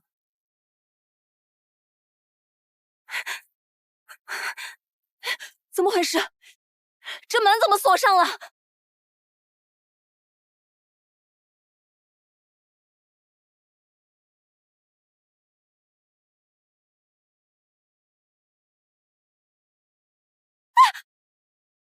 水了！来人啊！救命啊！有没有人啊？没用的，不会有人来的。这里虽然是偏院，但若是走了水，总会有人发现的，怎么会没有用啊？洛宁，你可知错？大哥还真是胆大，竟然敢对准王妃下手。我不知道你用了什么狐媚手段迷惑了雍王殿下，但今天这场大火事发意外，你死了之后，雍王殿下最多不过悲痛1、2日罢了，说不定这桩婚事还能落在阿荣头上。阿爷，是我在里面，你别发糊涂。你怎会在此？我来求阿宁放过你，所以才来偏院说话的。哎呀，你别一错再错，阿宁会原谅你的。你放我们出去！真是天助我也！你什么意思？今日你与洛宁双双葬身火海，于我而言真是一举两得。南希早已有身孕，若不是你百般阻拦，我早已把她接入府中。我肚子里怀着你的孩子，你竟然让为了外面的女人置我们母子于死地吗？怪只怪你运气不好，谁让你擅作主张替我求情的？这种自以为是的好意，我不需要。大嫂，看到了吧？这就是洛言的真面目。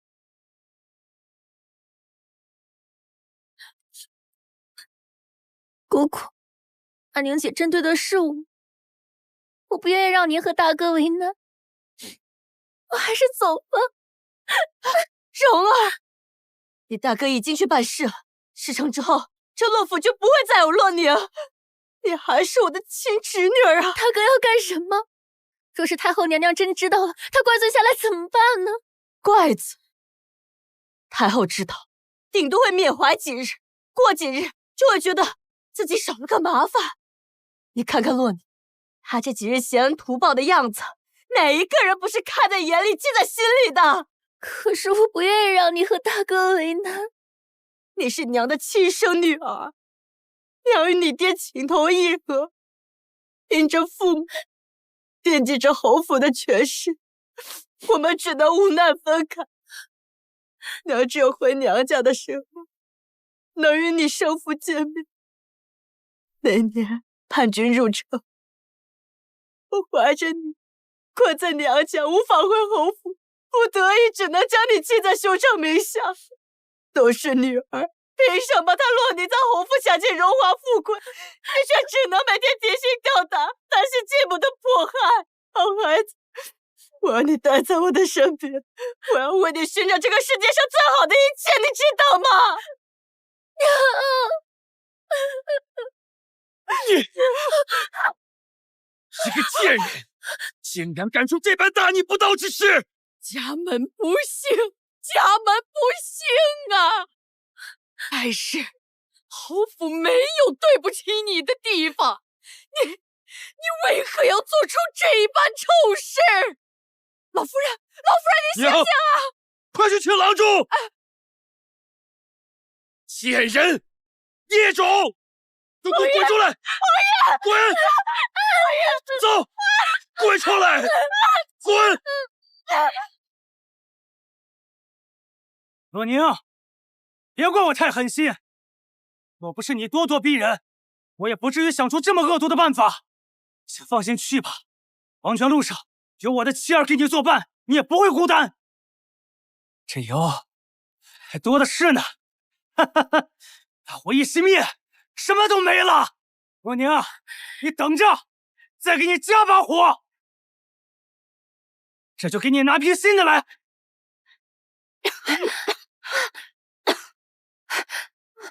大嫂，我嫁过来这么多年，从未曾忤逆于他，孝顺公婆，勤俭恭顺，没想到竟然落入如此境地。大嫂，现在回头还不算晚。阿宁答应你，阿宁一定会带你离开这里，只希望你答应我，日后照顾好宗母。太晚了，太晚了！就算你万念俱灰，难道你要孩子跟你一起葬身火海吗？所有门窗都被锁死，你又能如何？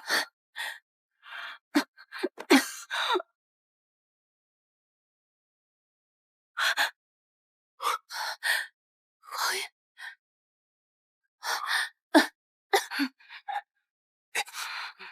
雍王妃真是好胆识。王爷，您亲自来了。你现在如何？我没事，我知道洛言的情，就请来周福江帮我，不曾想竟扰到了王爷。你就不知道直接来找本王吗？王爷，你既已卖身成我的侍从，你就该好好珍惜你这条命。是，还请王爷帮我演完这场戏。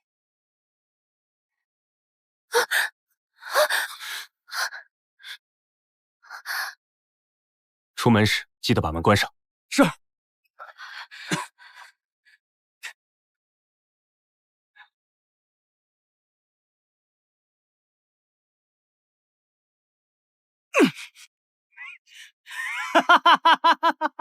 逆子！望着你母亲犯下滔天大罪，你可知错？父亲，我也只是一时糊涂。父亲，我只是想用这火势吓唬阿宁。父亲，赶紧救火！阿宁想必已经得到教训了。父亲，不可能啊，赤手进去，顶多只能找到尸体。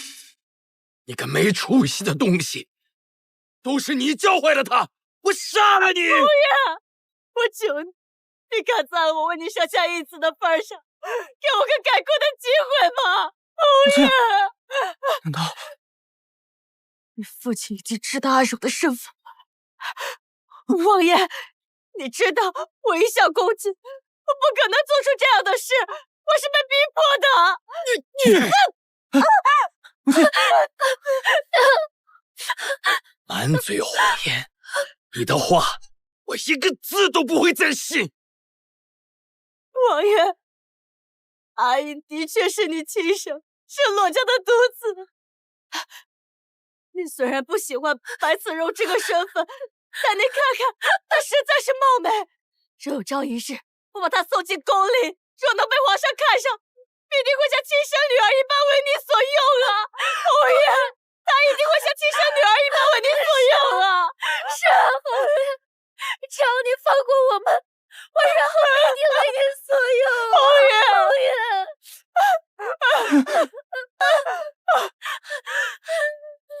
娘，我还没死呢。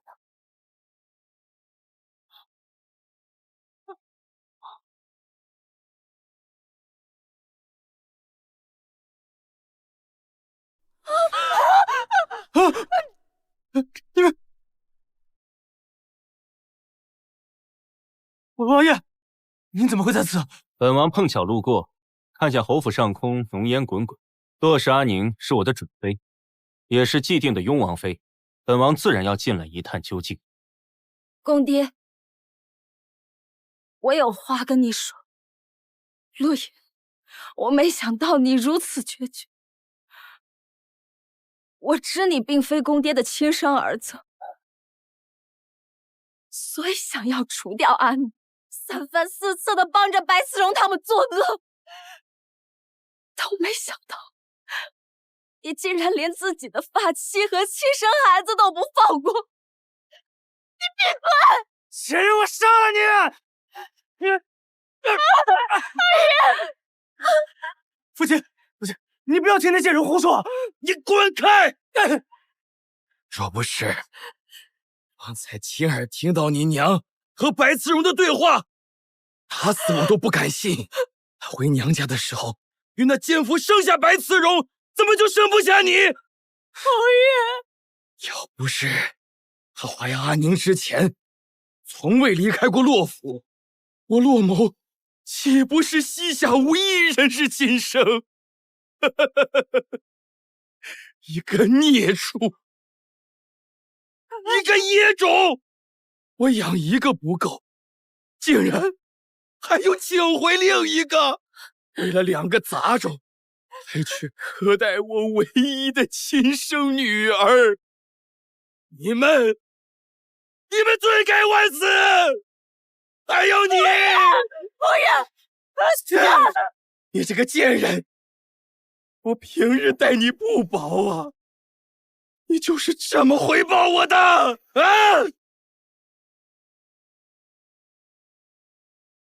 你待我不薄，这些年来，从未瞧得起我是个上古之女。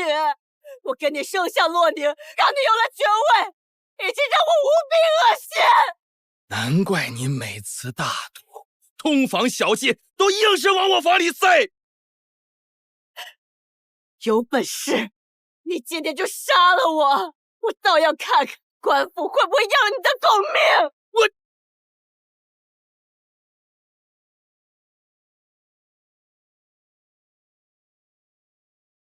娘，您莫不是疯了？前世，您也是这般看着我，说我疯了，将我像犯人一样关了起来。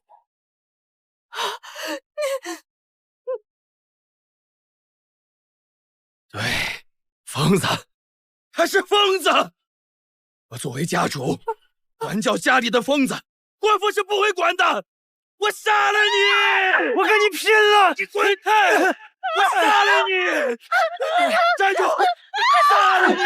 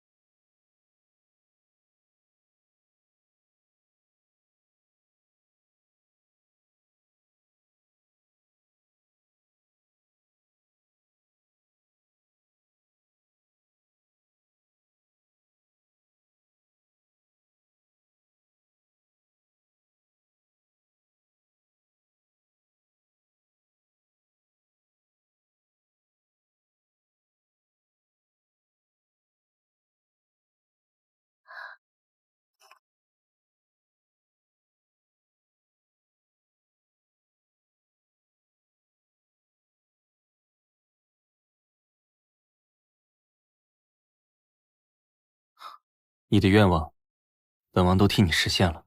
那一夜我们走了之后，你父亲狂病大发，将你母亲白慈荣、洛银三人都烧死在大火之中。于卓在一次笑练中伤了根本，形同废人。你父亲因为纵火一案，被判秋后问斩。你大嫂如今执掌钟馗，帮你祖母撑起了整个侯府，也算是了却了你心中的恩怨。多谢王爷相助，也到了我报答王爷的时候。这3年，我会做好我的雍王妃，还望3年后，到了假死脱身之时，王爷能再助我一次。本王最厌恶蠢人，你不蠢吧？多谢王爷夸奖。你还要我说明白吗？只要你愿意，你可以一直做这个王妃的。王爷，内宅争斗我实在是厌倦了，我只想要自由。况且3年之后，王爷会觅得良妻，我的存在只会挡了王爷的路。只要你一日还是雍王妃，你就要履行王妃的职责，明白？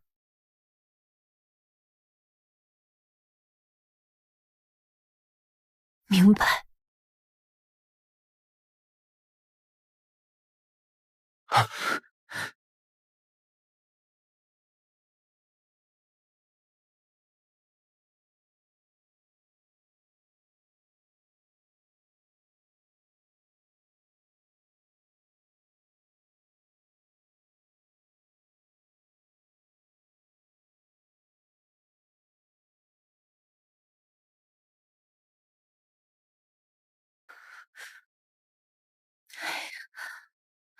王妃，王妃，不好了！是不是王爷出什么事情了？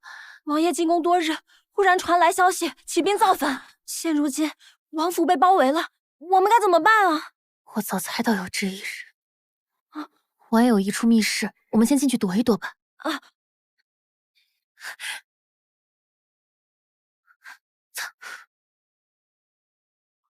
这间屋子，王爷先前从不叫我们靠近，王妃是怎么知道的？我平日也不曾来过，王爷只说逃命的时候可以进来，平时3令5申不准我靠近。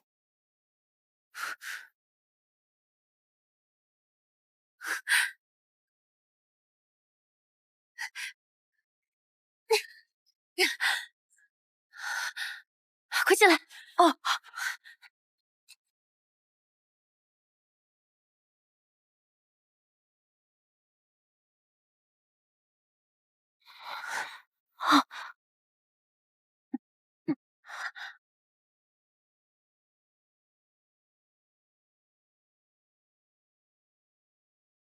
这是什么？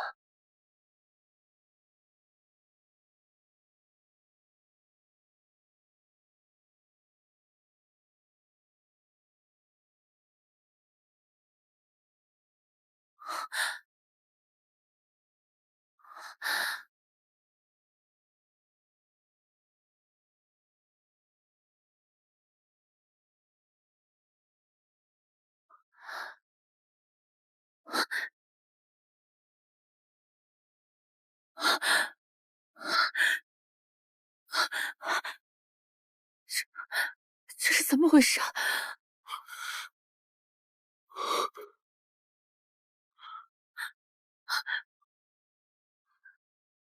王爷，还是来晚了一步，被你发现了。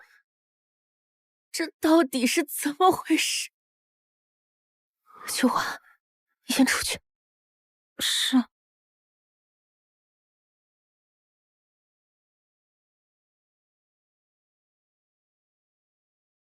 洛氏阿宁，我知道你的前世。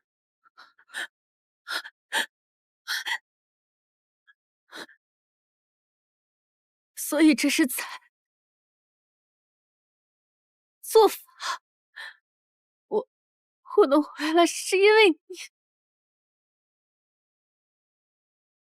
是，你能重活一世，皆因我的执念。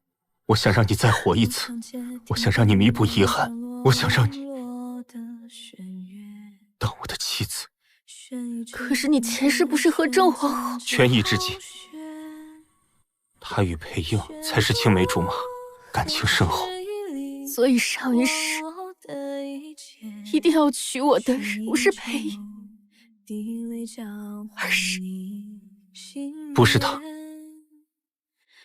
是我。如今这天下是我的了，阿宁，你还要走吗？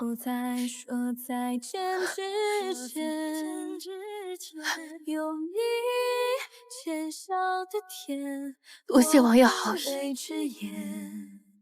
我还是想要自由。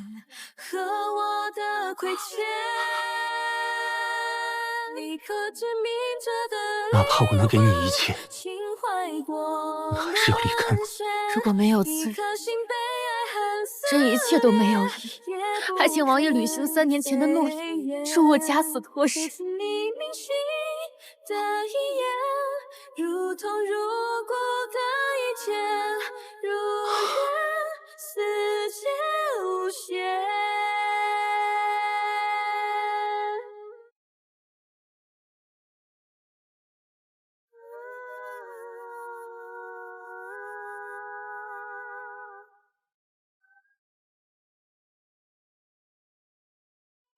荒原的沙滚过思念，我翻涌的念，梦一场厮守的幻觉，心碎何以万劫？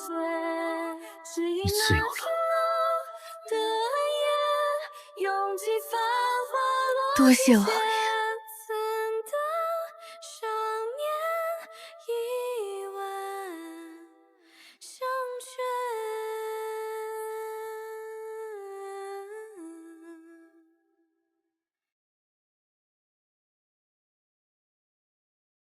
秋华，收拾的怎么样了？都收拾的差不多了。你说咱们这个医馆越来越出名了，连方圆100里的人都来咱们这里瞧病。对了，王妃，那个知县的儿子天天来这儿没病找病看，他是不是有什么目的呀？哎，打住！不要叫我王妃，叫我郡主，或者老板娘。您瞧瞧我这张嘴，我又给说错了。郡主，给小郡主请安。调皮，我是管不了你了，以后我得给你找个好人家，让你的婆家来管你。郡主这么快就请我烦了，我才不走，我还要照顾您一辈子呢。小芝麻，小芝麻，快快长大，以后啊，你也是个大将军，你一定要把家给我看住了，知道吗？行了，调皮，赶快开门迎客吧。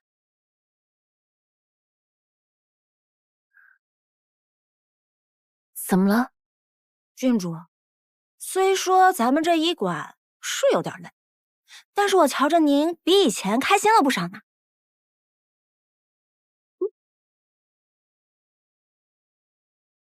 你去瞧瞧，若还是知县儿子，把他打发走了吧。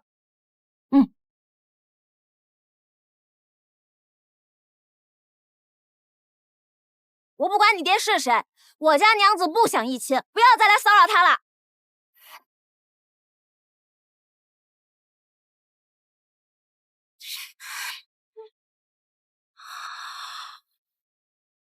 郡主，您快看谁来了！